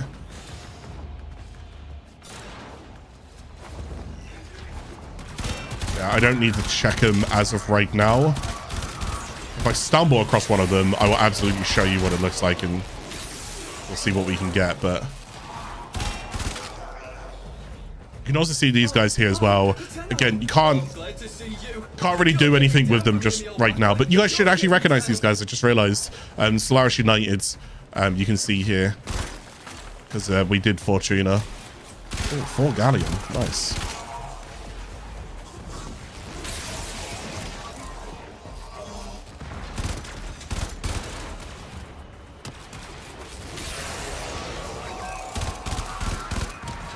Oh, he didn't blow up. Oh, quick. Awesome. If it's useful, do it. Only got one new mod there, the spell corpus. But we'll take the morphics, we'll take the galleon. We got an Ayatan star, so, and we've got a bit of oxygen, which is also really nice. Nothing's ranked up just yet. Oh no, wait, actually something is ranked up because it's not here. It's... Oh, okay, I've actually ranked up my I've actually ranked up my Syndicate. Well, I've got enough XP to go ahead and actually increase it further. So as you can go ahead and see here, we're going to go ahead and rank this up, okay? So I need 2 Morphics and 30,000 credits. I've got exactly that. We're going to go and hit OK. Lovely jubbly. And I can take any of these. Okay, so in the past, these sigils used to be very, very important because that's how we used to go ahead and earn standing. You don't earn standing like that anymore because you'd always have to wear a sigil of the representing thing. In this case, I can just go and take the Roller Spectres because they can actually none of this. It just does nothing for me. None of it. So you don't need these. Okay, you will never need these ever again. But hey, if you like cosmetics and you want to go and put them on your armor and look cool, and it matches like a theme that you're going for, you can go for it, all right? But for now, I'm going to take this. Oh, okay. I was going to say if I... I thought it was often, it was like, yeah, confirmed quantity. I thought I could get more, and I was like, are you going to give me more of them? Okay, I'll take more. No, just take the one. Cool. So when I go into here, this is what I've permanently unlocked now, so I can always go ahead and get these if I want to. So you see, that was worth 1,000. That was worth 2,500. If I got that sigil, that was actually worth 7,000, and I could have got that for free. Get the idea? So, but yeah. Now we're just gonna keep going. So I need 22,000. I can't get another rank for that today because I only have 17,000 daily cap. But yeah, I got 11,000. Wow, oh my god, 11,111 remaining. So I can try and get that into the next bit of Steel Meridian. We're currently ranked Brave, everyone else we're neutral, but these guys are not going to like us, so they're going to end up dropping further. Anyone know where Clarke explains the Syndicates? I've already explained the Syndicates, but there are no timestamps right now until I finish the entire VODs, and then I edit the timestamps, but you have to give me like an extra hour or so to edit everything. So, but there's no timestamps when I'm live. Unfortunately, sorry guys, I can't timestamp whilst I'm live. Right, we're gonna go and do the Phobos Junction, guys. We are now on the Phobos Junction. Okay then. Oh, Mag? Question mark? It's Mag. Look at her with Thibodeau on her back. Oh, she's level 20.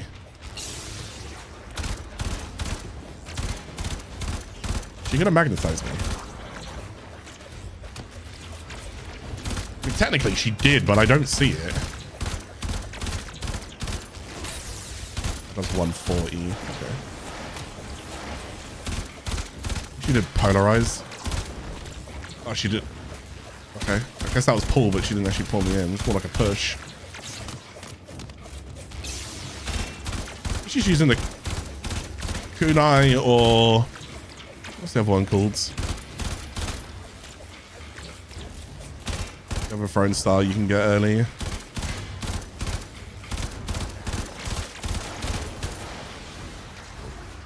Nice and easy. I just stay behind my shield. I don't have to risk anything right there, and I just slowly plink her down.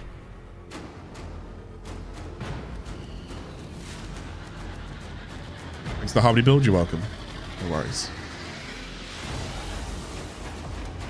In this episode, yeah, we got MR3 today, which means that we can talk about Syndicates. So it was this episode where we spoke about Syndicates. So I covered as much as I could about them, at least for now. Oh, okay, cool. Let's go and look at what we just got there, because I can see a catalyst. I can see a catalyst. What catalyst I get? Oh, yes, sir. I don't know what catalyst I get. Sorry, just catalyst in general. Okay, so we got 20,000 credits. Lovely jubbly. We got Cypher blueprints, unlimited usages as well. So Cypher, I definitely want to build one of these because I want to go and show you guys what a Cypher blueprint actually is. But basically, it's an auto hack. It works for majority of hacks in the game, but it does fall off when you start getting towards like late game stuff. Okay, then you can't use those at that point. But there are other things that you can go ahead and use, but not these. All right, but they're still very, very good to go and do for like general generic stuff. So yes, definitely go ahead and grab yourself a couple of ciphers. But this is a single use cipher. There's blueprints where I can build them in bigger quantities. This is a one quantity. You can get like 100 quantity, for example. Kraken, yeah, I mean, sure, it's okay. Fast hands, sure, we'll take it. Feast, we already had that. Stolen dreams, this is Maroo. Find the thief Maroo and uncover the secret. This is so weird that like I've dealt with her already and now I get stolen dreams. I don't know, I find that a bit bizarre. Why is he? How bizarre. Maroo's Bazaar. So we are officially on a Phobos. Right, so in order to go to the Void, I don't need to do anything. And in order to go to Deimos, I do not need to do anything, which is very good. However, in order to go to Ceres, I do have to do things. So what is it that I need to do next? I need to go ahead and kill Sergeant. Oh, Sergeant. Okay. Sorry, I thought it was Lieutenant Krill for a second, and I was like, wait, wait, Sergeant? Subject to change. I'm laughing now. I might not laugh in the future, but Sergeant is very... It's going to be the hardest boss you ever fight in Warframe, okay? The hardest boss. And then we got to go, oh, so I do have to do Heart of Deimos before we get into Ceres. So we cannot do Ceres this episode. That's great to go ahead and know. But we can slowly move towards Deimos for next episode. So for now, we can actually just go and focus on Phobos, which means today we did Mercury, Mars, and Phobos. Actually, that's good. That's 3 planets worth. I'm pretty happy about that. Is there anything I need to change right now? No, I don't think so. No, I think we're good to go. Let's just go. Oh, there's a Exterminate mission that I unlocked on that.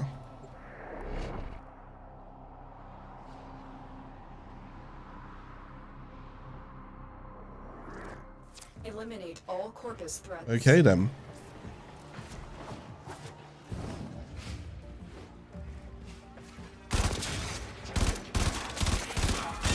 Not the best of shots. And he's killed 99 enemies. Oof. Oh, if we're gonna rank weapons up, this is the time, I guess.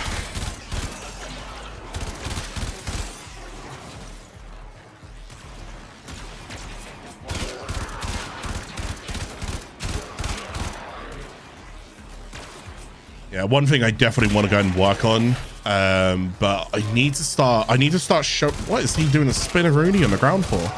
I need to start stop him from hitting that alarm.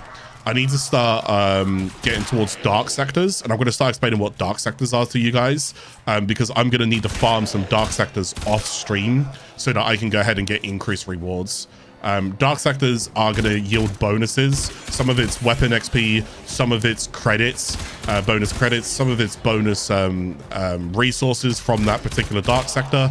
But yeah, so I'm definitely gonna want one that has like bonus credits or so forth, because right now I could definitely use an increase in credits and endo is what I'm looking for. I want to start ranking up some mods, so because you see I'm not doing great damage right now. I mean, it's not awful. I mean, it is actually, but it's not awful, but it's not exactly fantastic. So I'm definitely gonna look to There's a heavy unit approaching. Farm in some credits, endo, stuff like that.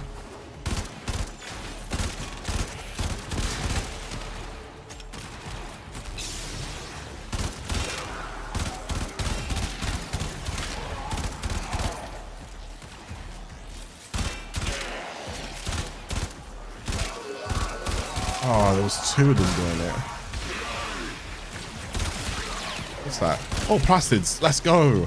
I need 600 plastids to slowly look towards getting Rhino. 600 plastids. I have 55. We will get there, okay? Anytime we see plastids, we really want those. I've got the gallium.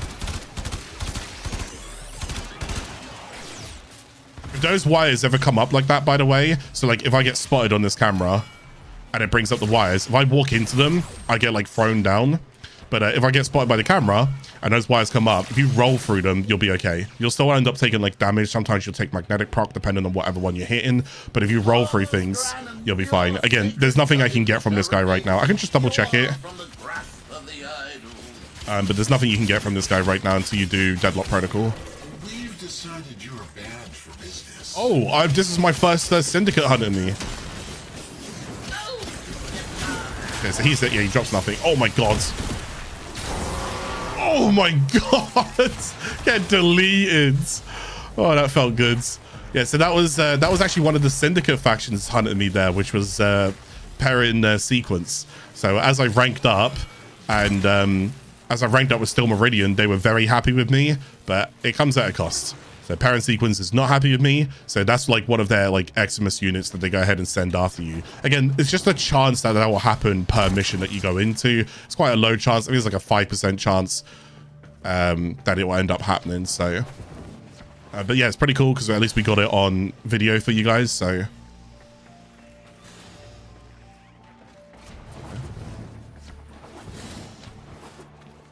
So I do see a lot of people coming in saying hi or like asking different questions.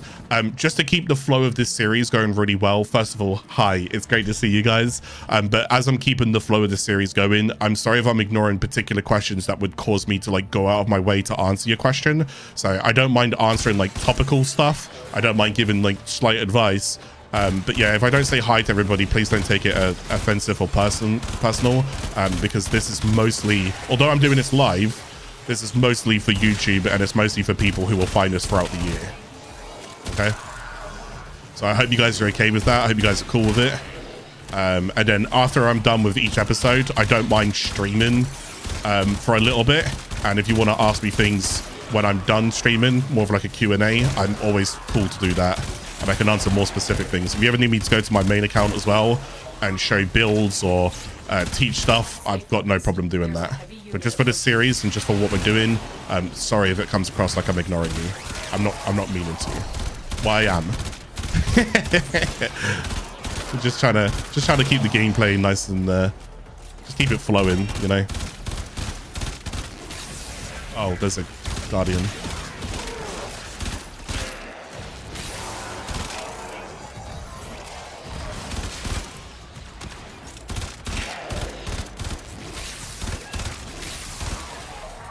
You destroy? Oh god, those guys can self-destruct when they go at you, so if they do, it's kind of annoying because you lose the oxium that they could go ahead and drop. We don't want to lose that oxium.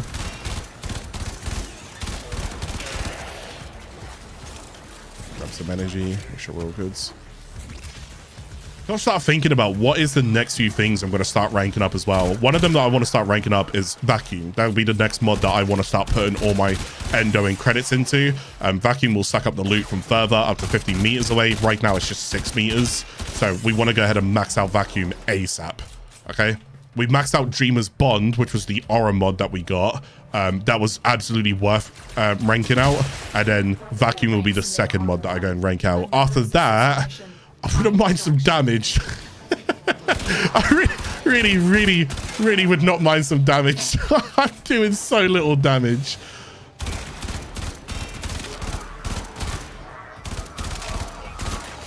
Rank out Serration or something. Wouldn't be too bad.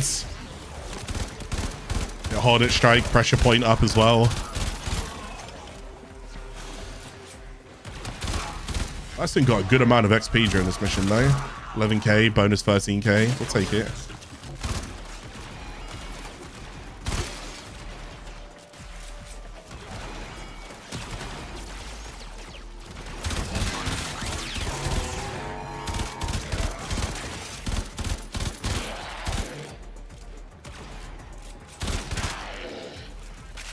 Like all of the mods that I can as well, because I'm going to need as much endo as I can possibly get. Just trying to think ahead of like what am I going to start working. Oh, there's a Cephalon fragment down here. I got to start thinking of like what am I going to start working on and where are we going to upgrade and what we're going to do. The good thing is you could do this in any way that you guys want to go and do it. So I can say, hey, I'm going to rank up my primary weapon, whereas you guys might be more of a melee user and you'll be like, well, I'm not really using my primary. Can I rank up my melee? Of course you can. Rank up your melee instead then. Get attack speed, get critical, get raw damage, get reach, extra range, stuff like that. I'm also looking for plastids because I want to try and get Rhino crafting by the end of this stream if possible. There's plastids. 22? Oh god. 93. I need 507. But hey, we made a dent at least. 507. How long have I been playing Warframe? For soon to be 8 years. I played since 2017. January 10th, 2017. I currently have... this is split between a few different things, but currently have 8,030 hours in the game is what I currently have. Obviously not all of it's in-game mission time, and technically I have 4 accounts, but the main account has over 4,000 hours.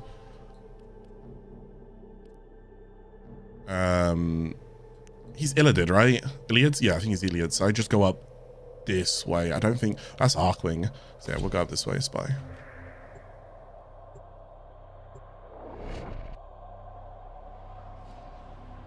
Reach out on extractors yet to help with passive resource collection? No, not yet. I haven't. Happy to go ahead and touch on that if you would like me to. Yes. I just don't have any crafted right now, so, and I don't know if I want to put materials into. Let me go see what they cost, and we can have that as a topic, because I still think it is a good topic. Hello. Oh, rain lag. Man just forgot how to move all of a sudden. It's like if I stay completely still, the Tenno won't see me. It's like a spider that you see traveling across your carpet, and you lock eyes with it, and then the spider's like, "Oh crap! If I don't move, he won't pick me up or squish me or something." Yeah.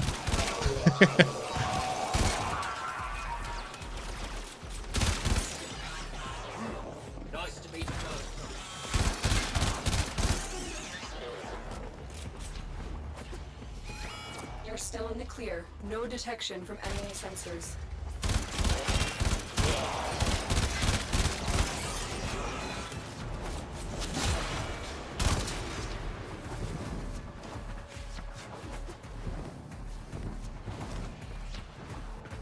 I should just speed this up by going to the objective. Spies are a good way to level up for those who don't know. Yeah, hacking vaults without alerting enemies gives you a good amount of return XP. So you can go ahead and do that. It's not something that I would advise to like stick to core and be like, oh my god, I'm just gonna do it like non-stop. No, just if you're looking to go ahead and spice it up a little bit and you wanted to try and push things a little bit more, yeah, hacking these vaults can be pretty decent XP. Stay focused. There's a heavy unit approaching.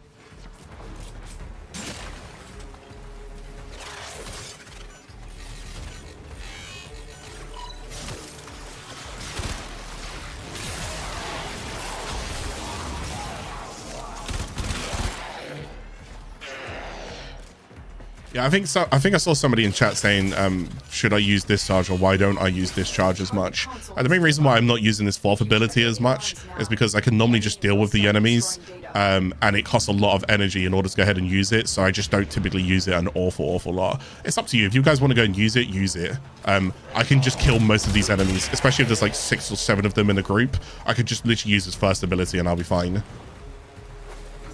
This one, I just want to bullet jump straight up to the top. And then we're just going to slowly fall in and dodge the lasers.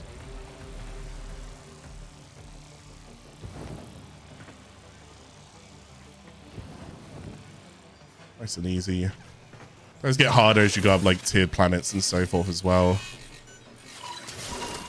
Nice. So again, an unidentified item as well as a reward. Ooh. Why is Phobos? Why is Phobos? The cool caress of your crowns.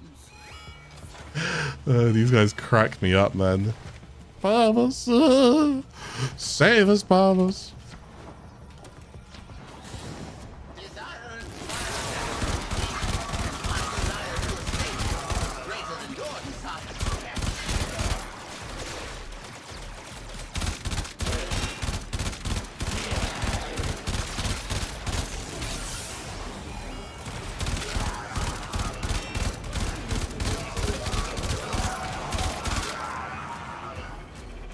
Let's go to B. Jeez, can I find more plastids? Really wouldn't mind more plastids. You're nearing the console. Trigger the alarms now, and they will start destroying the data. What do you think will be my second prime on this account? I don't even have my first prime yet, mate. Stay focused. There's a heavy unit approaching. Oh, they've already purged it. Never mind. Alarms have been triggered. You need to retrieve that data before the data destruction is complete. Yeah, I'll get it. Don't worry. Fulfill your desire, and others will follow. I follow. Shut up, dude. So silly. Data integrity verified. Retrieval was successful.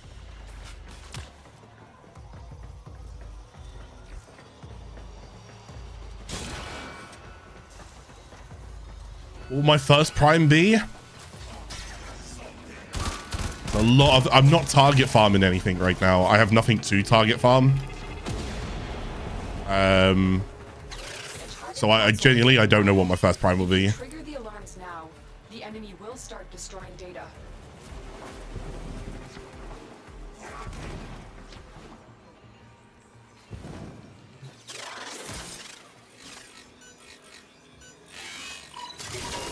Yeah, no idea, unfortunately. No idea. Whatever presents itself as an opportunity to go ahead and collect. So if I get 2 or 3 pieces of a certain prime, I might end up target farming that prime, just go and get it. I guess I wouldn't mind a reliable AR that I could go ahead and use. But it doesn't have to be prime. Like, I could just take Foreman. And that doesn't need to be prime at all, so... Oh, no, wait, I just realized... Oh, yeah, no, it doesn't need to be prime. Let's say Foreman Prime is actually a thing nowadays, though, isn't it? The Oxium. Give me the Oxium. I'll need this. Plastids around here. That door's closed. That door's open. Plastids. Oh, okay. Stay focused. There's a heavy unit approaching. I'm very good at spy missions. Always set off the alarms and I can't get to the vaults in time. Can I introduce you to a build that you won't typically struggle with ever again? And this is unfortunate because, like, no matter what I do, this video won't get a tremendous amount of views because it's so, like, niche. But whilst this is still a thing, this is my YouTube channel. This video right here, Wukong Prime spy builds, Wukong plus Perspicacity. If you don't know, go watch it. It's literally inside my videos. Just scroll over there. It's right there. If you are struggling with spy missions, this is without a doubt the best spy builds that you can possibly go ahead and get as of right now. Besides from that, yes, I agree with someone else who's saying Ivara, but in order to get Ivara, you have to go and do a lot of spy. So it's a bit counterintuitive by just saying Ivara straight off of the bat. But if you can get yourself Wukong, which is from a dojo, which requires you to do no spy, then use Wukong's second ability, and then you want to go and get your helmet ranked up, which none of this requires any spy. You can then go ahead and slowly start doing a Wukong plus Perspicacity builds, and then you will just fly around the map and just auto hack everything. And it also scales, as in, like, when you start doing all of the late game hacks and end game hacks, I'm not going to say exactly which ones they are because I'm not spoiling anything. If you know, you know. Yeah, all of those as well. Perspicacity also auto hacks them. Ciphers don't auto hack them. So basically, you have a guaranteed 100% chance of not being seen and also hacking. You don't actually have to do anything. It's crazy how good it is. Feel free to go watch the video if you'd like to go and learn more about it.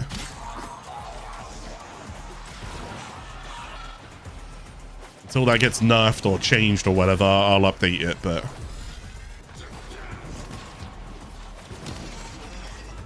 What was this? Just a capture mission? Oh, okay. Rather cool. Yeah, hippity dippity dopping. Hippity bopping. Any plastids? Is that alloy? I'll take it.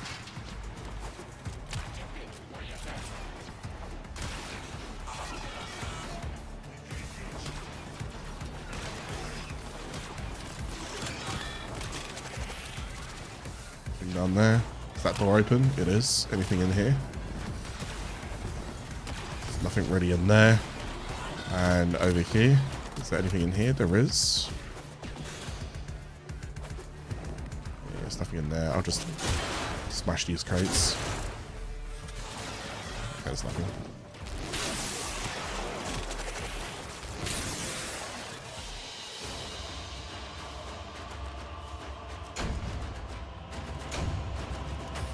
why am I doing a new playthrough? To help people.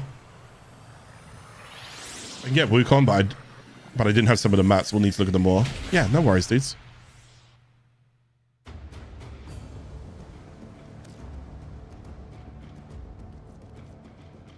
Right, okay, so we're looking pretty good right now with how all of that is going. Where are we right now? We're making our way towards this boss. So let's go do rescue, and then we go and do that part, and then we have to go off towards Deimos, which is great. We are about 3 hours, 27 minutes through this episode. So we've got about a good 30-ish minutes to try and squeeze in as much as we can. This is just a rescue mission. I don't know if have we done rescue missions on episodes yet? I don't think so. Once again, you could just go straight towards where the target is. You don't have to... Oh, I'll take that. You don't have to kill anything if you don't want to. Just if you are killing, you're just getting XP. Just a bit of extra XP. Yeah, there are plastids here. I'm definitely going to look for like these kind of material caches is all I'm really just doing. I don't really care about anything else. Not right now, I don't. As soon as you can. We don't have much time. Let's keep going. You are approaching the holding area. I am. If the wardens detect you, Jump up here, jump over that guy, jump into this corner, and there's an open vent here. I'm gonna drop down. I'm gonna drop down. I'm gonna drop down. And I'm gonna start hacking. I got him. Cool. Thank you. You're welcome. Prisoner located. We need to get them back to command in one piece. Find your way to the exits, and don't leave the subject behind. Got a weapon for me? I've got some scores. What is with this vent? Okay. Well, I guess we're not going out that way.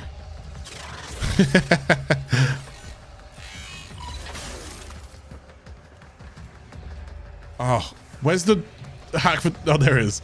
There's the hack for that door.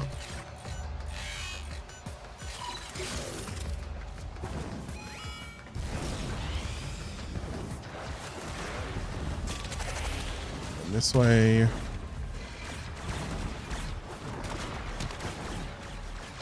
See how I roll a lot whenever I do this? I actually keep myself quite low center of gravity. So if you're looking to just kind of like blitz around, chaining rolls together, because roll gives you acceleration. So when you roll, you're actually going quite quick. So the idea is I want to stay as close to the ground as I can and just roll. And then as soon as that roll's done, I want to roll again. And you'll see I kind of like tap glide a lot. So if it looks a little bit sickly, it just, whenever you tap glide, you get a bit of control. So sometimes I'm going to slow myself down and like re-change my direction. I tend to do that a lot. Ooh, I just got a Spectre. I guess we've never really covered Spectres before, have we? So I guess we could try and cover them. Now here's the thing. I'm not a big user of Spectres. So I may not be the best person to cover them, but I'm still going to cover them regardless, okay? Before anyone asks, no, I don't know the best combination, but take whatever you want to. But yes, what is a Spectre? Now, Spectres essentially will copy your loadout, and then they will basically be like a version of you. And there's different rarities of Spectres as well. As you can see, this is like a 1-star. I think it goes all the way up to a 4-star. I think it does. But yeah, you can basically copy the loadout. So whatever I've got equipped on me right now, I can create 10 clones of this, and then I can summon them like basically one after another, like one by one. So, sorry, not to get it twisted. Sorry, this is just like I get 10 of them, but I don't summon all 10 in like one mission. Sorry, I feel like I explained that poorly, so hopefully that clarified it. But yes, you could basically copy your loadout, and it takes 8 hours to go ahead and do it. Now, in the past, they used to... I'm just going to go double check. I don't know if I can. I think it's by like Jupiter. You have to have done this. I can't see. I think I might be able to Warframe Wikipedia this. I think it... In one of the... I think like last series that we did, you did have to go do this. Can I just see junctions real quick? I'm just going to... So I just type junction into here, and I'm just going to quickly browse.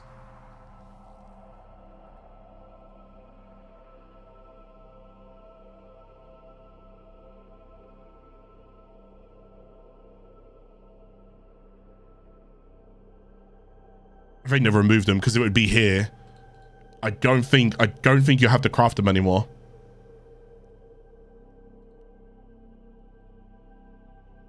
Wait, that's actually great. If you don't have to craft them anymore, that's fantastic. Yes, I don't think you have to craft them anymore. Unless they've put them like later. No, they haven't. Oh my god, huge. Excellent. Very cool. Yeah, so you used to have to go ahead and do that, and you'd have to wait 8 hours for them to go and craft as well, which was just not good. So I was not a fan of that, but you don't have to do that anymore. Again, another quality of life that Warframe's been doing recently. Honestly, if you guys start a new account, you will see just how much they've changed, chat. It's actually really good. Like, this playthrough has gone pretty damn smoothly because of the changes that they've done, and I'm actually pretty proud of them. Like, pretty proud of them. We're looking pretty good right now. Right, focus up. Okay, all jokes to one side, chat. I need everybody to just focus up real quick. We have got the hardest boss in Warframe, so I'm going to need to make sure that I'm ready, like, mechanically for this, because if I mess this up, it's going to be awful. So yeah, some bosses are just, god, I mean, there's like really easy bosses like Prophet Taker and Eidolons where you can just, oh god, so easy. And they get liches and all of that. You're just slapping around. But this boss, an absolutely different boat of gravy. I'm telling you right now. Look at him. He's talking madness to me. I don't know if I'm ready for this. Oh, God. Can't remember the mechanics again. I have to remember the mechanics. Oh, God. He's done his stealth mechanic. Good thing is we can do the stealth mechanic to him though, so this is great. He's climbing a box. Okay, he's dead. So like the issue is though, so I've done the stealth mechanic to him as well, so he's just hidden forever, so we don't have to worry about that. But like mechanically, insane. Just, I'm quaking, you know? I'm quaking. I really hope they update that guy. So someone's gonna be watching this guide and I guarantee you they're gonna change him and this guy's gonna be like insane to fight and they'll be like, oh, you're kidding me. Oh, Magna Optic, there you go. So this is where we'll be farming Mag. So if you are after the Warframe Mag, this is where you can go and get her. I won't typically be after Mag, although she's very, very good. She is crazy. Don't sleep on her. She's crazy good, especially if you can get her 4th augment. Oh my goodness. But yeah, I don't need her, not for my playthrough, not for what I'm doing. I'll still hold on to any components that I do get of her, but yeah, we're not prioritizing her right now. My actions have consequences yet again. We still haven't really had a chance to meet him yet, so we'll meet him when we can. Okay, so we do know now, we're going towards Mars, Ceres Junction. We have actually done what we need to go and do there. So I do need to go down here though and slowly start opening up towards Deimos. And then I'm going to try and get us up towards like Cambion Drift. So we're going to start working towards that. Or I can just... It's weird because I normally leave like the last 2 hours of each of the episodes covering an open world. But I guess Deimos will be different where we'll have to cover it in like the first 2 hours rather than the last 2 hours. So yeah, but last episode I had a lot of people talking to me about, you know, what goes on within Deimos and how should they approach Deimos, because it is actually a little bit different in comparison to Plains of Eidolon and Fortuna, especially in terms of like what reputation you're earning. In Plains of Eidolon and Fortuna, it's actually more advised to go do animal conservation because it's really quick and easy. Ooh, I just saw that. It's really quick and easy for reputation. Deimos is actually a little bit different. It's actually recommended to do bounties because they've added a whole different like system towards how you actually obtain standing. So we will get, oh, I saw it and I just didn't react. We'll get to that when we get to that. And then I can show you everything with Deimos as well. So that'll be in the next episodes. Episode 4, we'll cover Deimos. And then I've only got one more, as of right now, as of how it stands, I've only got one more open world to go and cover, which is the Deviri Paradox. Which, funnily enough, I don't actually know how I access. I'm going to have to go look that up, because you used to be able to start with it, which was a poor idea. You can't start with it anymore. Now I don't actually know what they've locked it behind. Is it Mastery Rank? Any of you guys in chat know what Deviri's locked behind? I'm getting really lucky with these guys, by the way. I keep finding like where their sellers straight away.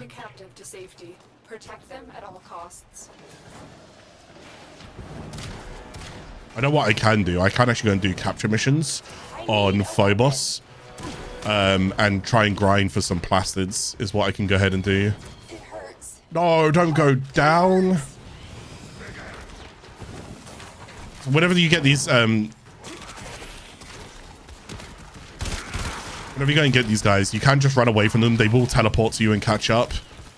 But sometimes they'll go down like that, which is really annoying. Quicker you go, the quicker they will teleport, and then when they start teleporting as well, they'll start ignoring enemies around them. So they just teleported right there. They're just right behind me. If I can go quicker again. Okay, they teleported right there. They're just behind me. So the idea is I want to go as quick as I can to the extract so that no enemies hit this target. And then now that I'm here, we're out. It's cool. The target doesn't have to be here. I got another Vapor one as well. Some Morphic salvage. Cool. Is it behind the story quest? Oh, it's Uranus Junction. Ah, okay. Thank you, chat. Thank you, guys. Okay, so Uranus Junction, and then we go ahead and do the 4th open world, which is the very Paradox. I think that's fair, actually. It does actually make sense that it's around Uranus now that I think about it. Oh, don't take that out of context. Right, we got War up next. So this is the Mars boss. So Phobos was Mag Warframe. Mars is Excalibur. So you remember how I was saying about like the 3 different Warframes that you can go and take at the beginning? You had Excalibur, Mag, and Volt. And I was talking about how Volt's actually just a little bit harder to acquire because you need a dojo and you need to go and do all like the clan research and build a dojo and all of that, or even just join someone's dojo or join a clan. Regardless, however you want to go and approach it, it still requires a dojo regardless. Whereas Mag is Phobos, as we can now see, and Excalibur is here on Mars. So yeah, not too bad. So let's go ahead and show you Lieutenant Colonel. We've actually made a decent amount of progress in today's. I felt like the last 2 episodes were going a bit slow because I was doing the open worlds. Maybe they won't. Maybe it was just me in my head there. So I hope you guys have been enjoying today's episode because there's definitely a lot more to cut. These timestamps are going to be awful. I've got a lot to timestamp. So this is Lieutenant Krill. You'll notice a lot of the Grenier have like military rankings and so forth, like Chancellor, Lieutenant, Sergeant, so forth and whatnot. So Lieutenant Krill was a bit of a weird fight. The idea is that basically you want this, you want him to go ahead and do that. And when he does do that, on his back, there's a blue light. Now, when I was first introduced to Krill, I was introduced to go ahead and shoot his pipes. But shooting his pipes actually does nothing. And there are still people today who believe that you shoot his pipes. Again, I echo it. Shooting his pipes does nothing. Getting him to swing like that and then shooting the blue part on his back like that will then pop a pipe. Now, keep your distance from him. He'll swing, but he will overheat himself. In which, when he does, he's opened up to a bit of damage. And then we go ahead and do that. Now, we're going to need to do this 2 more times, I believe. Just need to reload my gun. You get overwhelmed with ads. Focus ads first. Ads is just short for like enemies here. So you want him to like swing. Overhead swing like that. Pop the next pipe. Or did I already pop the next pipe there? Oh no, I haven't. Yeah. So just do that. Now, if you do this in the team, it's a bit easy. You can have one person facing one side and so forth. If you stand next to him, you make him swing like this. Which I guess is okay because you can turn him around like that, but be careful because you don't always like here. Oh, okay. I was gonna say like there, we don't want him to do that particular swing. Okay. So this should enrage him now, I believe. I'll pop both of his pipes on his back. Is he enraged? He's not enraged. But if you get him doing that swing, okay, now he should do that. Oh my god. So I'm getting. I got grenaded from behind. Pop it. Did I get it? Did I enrage him? There you go, he's enraged. So when he does that, he's available to be killed. But the point is, if you stand next to him, all he does is keep swinging his melee. And if he swings his melee like that, you're not actually making that much progress. So try not to stand directly like in his face. You don't need to do that.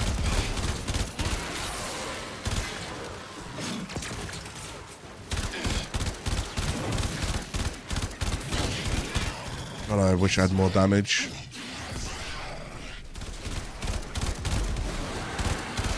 be honest, I probably do. I should actually just do this.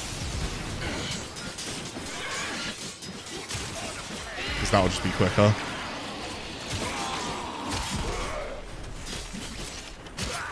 We kill him, we get the Lieutenant Krill sigil. So we go ahead and get his little sigil. We can place that on our Warframe as a decoration if we want to. Oh wait, hang on. I'm going to kill that guy. You can always kill Eximus units. And one, because I've got the Nightwave down there, but two, because Eximus units are worth a fair bit of affinity, so it's always good killing them. So I got the Excalibur systems there, which is nice as well. So we're making a dent in Excalibur. Will I be getting Excalibur on this series? I will not. I have no reason to get Excalibur on this series. After I get Rhino, I'm probably going to end up targeting Frost. And then probably after Frost, I might be targeting Necros. That's probably where I'm going to be going with like some of the frames that I'm after. Unread inbox messages. Every time you go ahead and kill a boss, the hunter, as we're going to call him right now, is going to say that your actions have consequences. Okay, until we learn a bit more about him, there's not much else going to say about him. But hey, I don't need to typically farm this right now, which is nice. So Kadesh is... Oh, wait, is Kadesh always that? Oh, I guess it is. Interesting. So if you see how like Spear here says defense, Grenier 8 to 13 suggested damage. Kadesh says, oh wait, I think it is the Dark Sector. It's Infested, but you get 20% resource drop chance.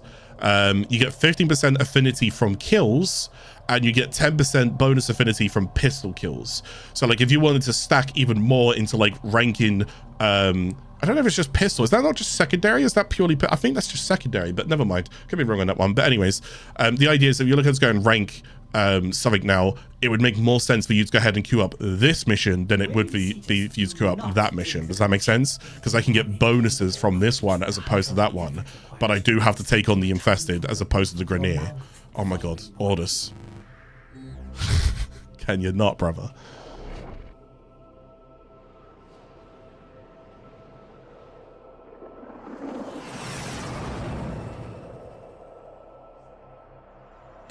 Yeah, I already have that ticked, Foxy.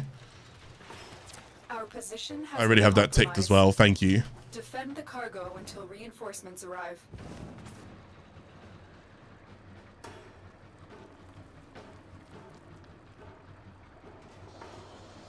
Sorry, I didn't mean to just type on in there.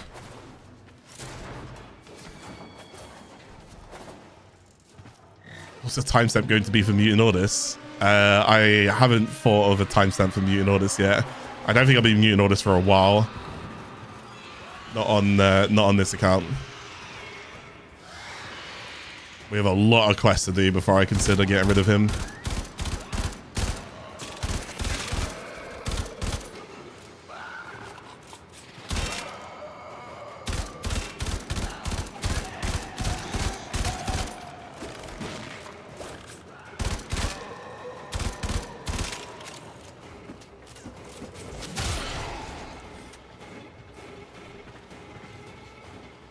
I don't know if you went. Yeah, I did go over it. I mean, we can take this opportunity right now. The floor is open. If you guys have any questions, because it's just a defense right now, there's nothing else I can really do. So if you do have any topics or anything, whenever you see me do like endurance runs, just the 5 waves, 10 waves, whatever rotation AABC I'm doing, feel free to go and ask questions. I don't mind covering them, especially if they're topical to what we're doing right now. Then it's easier for me to cover any kind of topics. Also, I will acknowledge, yeah, we got a lot of raids today. Thank you everybody who's been raiding as well. I do appreciate that. Sorry, I'm just in the middle of a series, so a bit hard for me to cover everything, but welcome on in.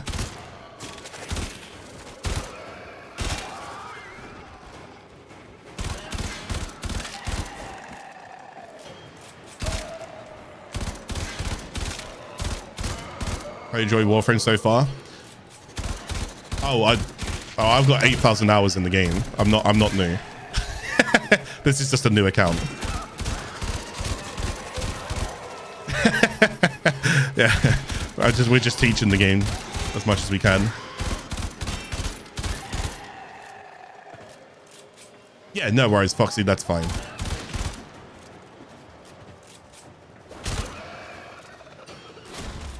All right, wave 2 done. Best starting focus schools and factions. Right, I can't go into that too much because we're going into spoiler territory. I'm gonna give you one tree, but I'm not going to explain it. You're gonna have to wait until this account gets there and I can go in depth in it. I'm gonna say Zenuric. I'm gonna leave it at that. Nowadays, my opinion would actually probably change and I would say another tree, but I'm not going to. I'm just gonna go and give you Zenuric as a base tree for now. Sorry that I'm not explaining it. We're keeping it as spoiler free as we can.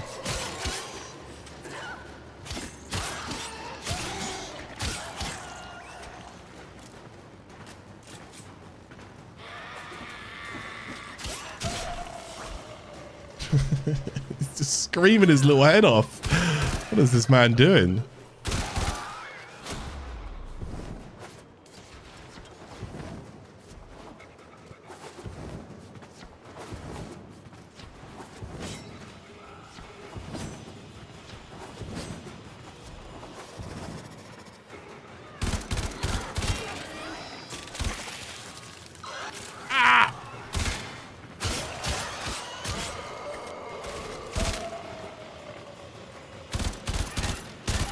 Hey, we're looking good so far.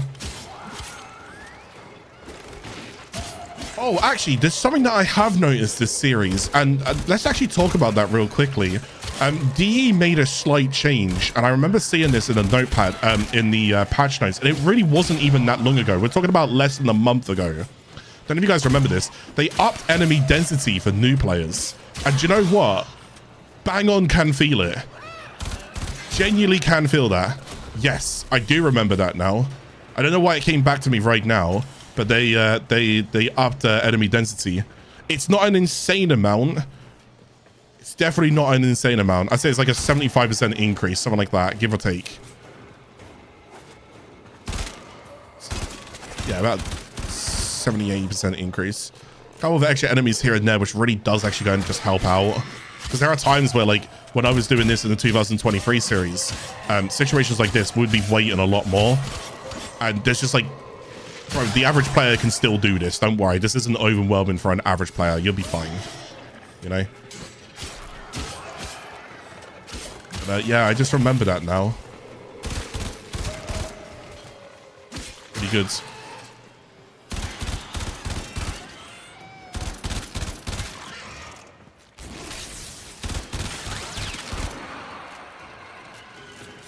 Should be done.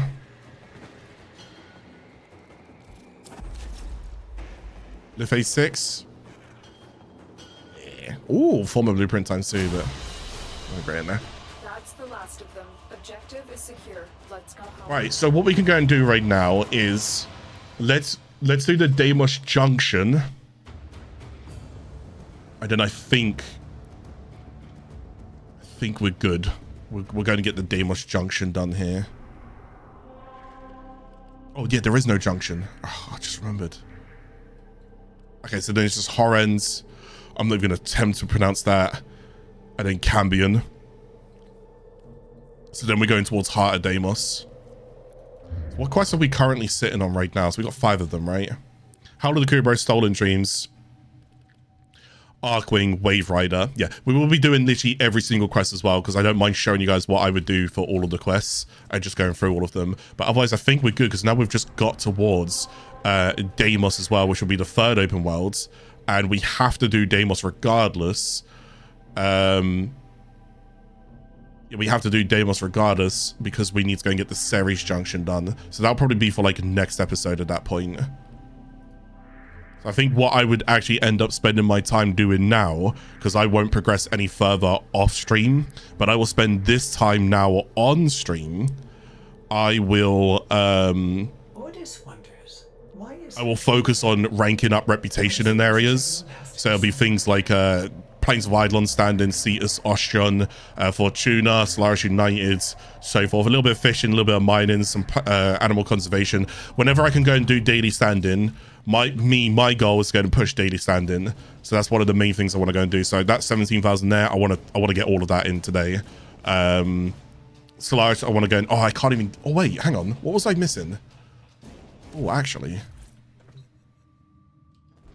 I can go Let me go see what debt bonds are available right now. Now that I've actually progressed a little bit further, let's go double check.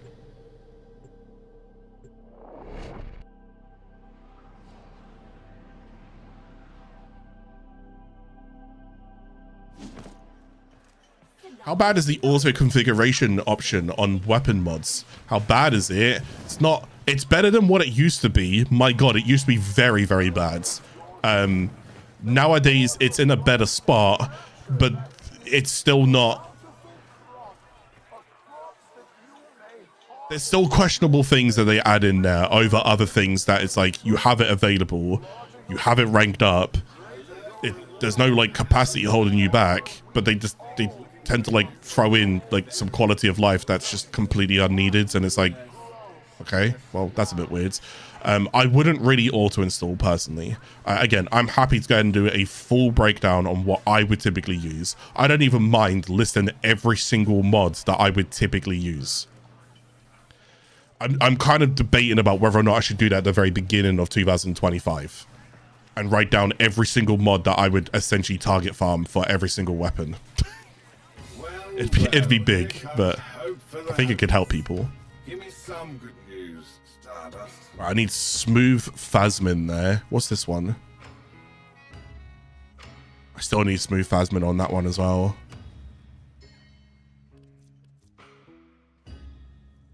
Still smooth Phasmin. Okay, one sec. So smooth, I only need like 3 and 2 of the debt bonds, so I technically would get enough from that. But what's smooth Phasmin? This. So I need this right now. So I might as well buy it.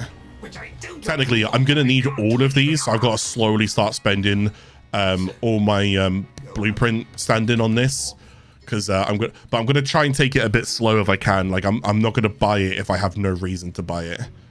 So I'm going to try and hold off on it. But look, so I've now started getting, so like here, I started getting plastids, for example, which is great.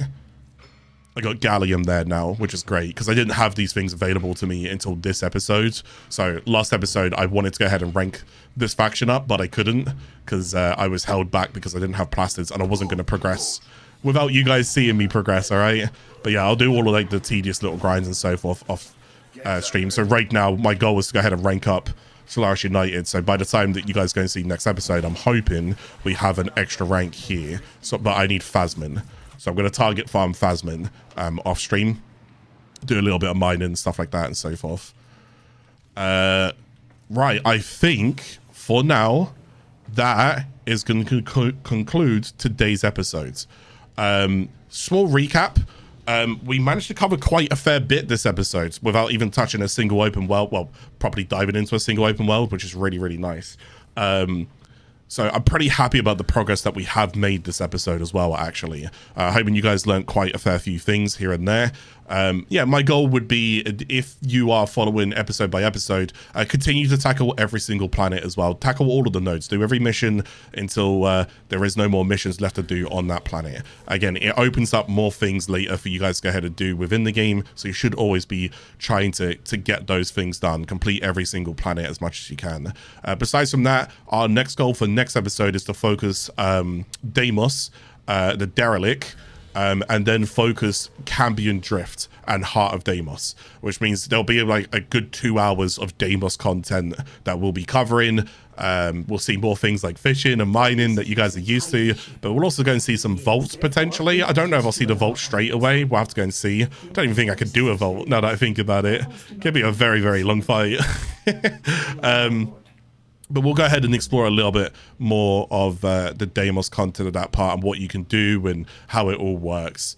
Yeah, we'll cover everything. Absolutely. I think we've done that so far with what we can cover with Fortuna and Plains of Eidolon. We'll come back to Fortuna and Plains of Eidolon anyways, because there are things that we can do there, but I can't do it right now. It's not available to me right now. But Deimos might have one thing that won't be available to me, but I don't know until I go do it. But yeah, Deimos will be a really good one, and I'm chuffed that I'm doing this, because again, I got so many questions about Deimos. Way too many. So right, I'm going to take this opportunity to say, first of all, I hope you guys enjoyed episode 3 of the 2024 new player series. I've been having a blast with all of this, so I hope you guys have been having a blast too. I'm going to take this opportunity to remind you guys that if you did enjoy it, if you're watching here on Twitch, hit the follow button. If you're watching on YouTube, please go ahead and subscribe for more episodes as well. And if you can, please make sure you head over to YouTube. There is a beginner playlist that you guys can always go and check out from the very beginning episode. I have that now on my channel. Like, share, anything else like that will help this and help me significantly to reach a broader audience of newer players who are checking out the game, wherever, because there's a big influx of Destiny players and even First Ascendant players. So it's great to go and see more and more people checking out Warframe. So I'm using this time and this opportunity to pass on the knowledge that I've got and hoping someone else can pick up on that and get involved as well. But I've loved today's episode. Actually, I've generally had a really good time. So I will catch you guys again for episode 4. Most likely tomorrow, but I'll catch you guys again for episode 4. All right, thank you guys for watching. I will go and get all of the timestamps up a little bit later, so we'll go ahead and get those on there, but I'll catch you guys later. Have a good one, everybody. Take care. Okay, guys, bye everybody. Take care.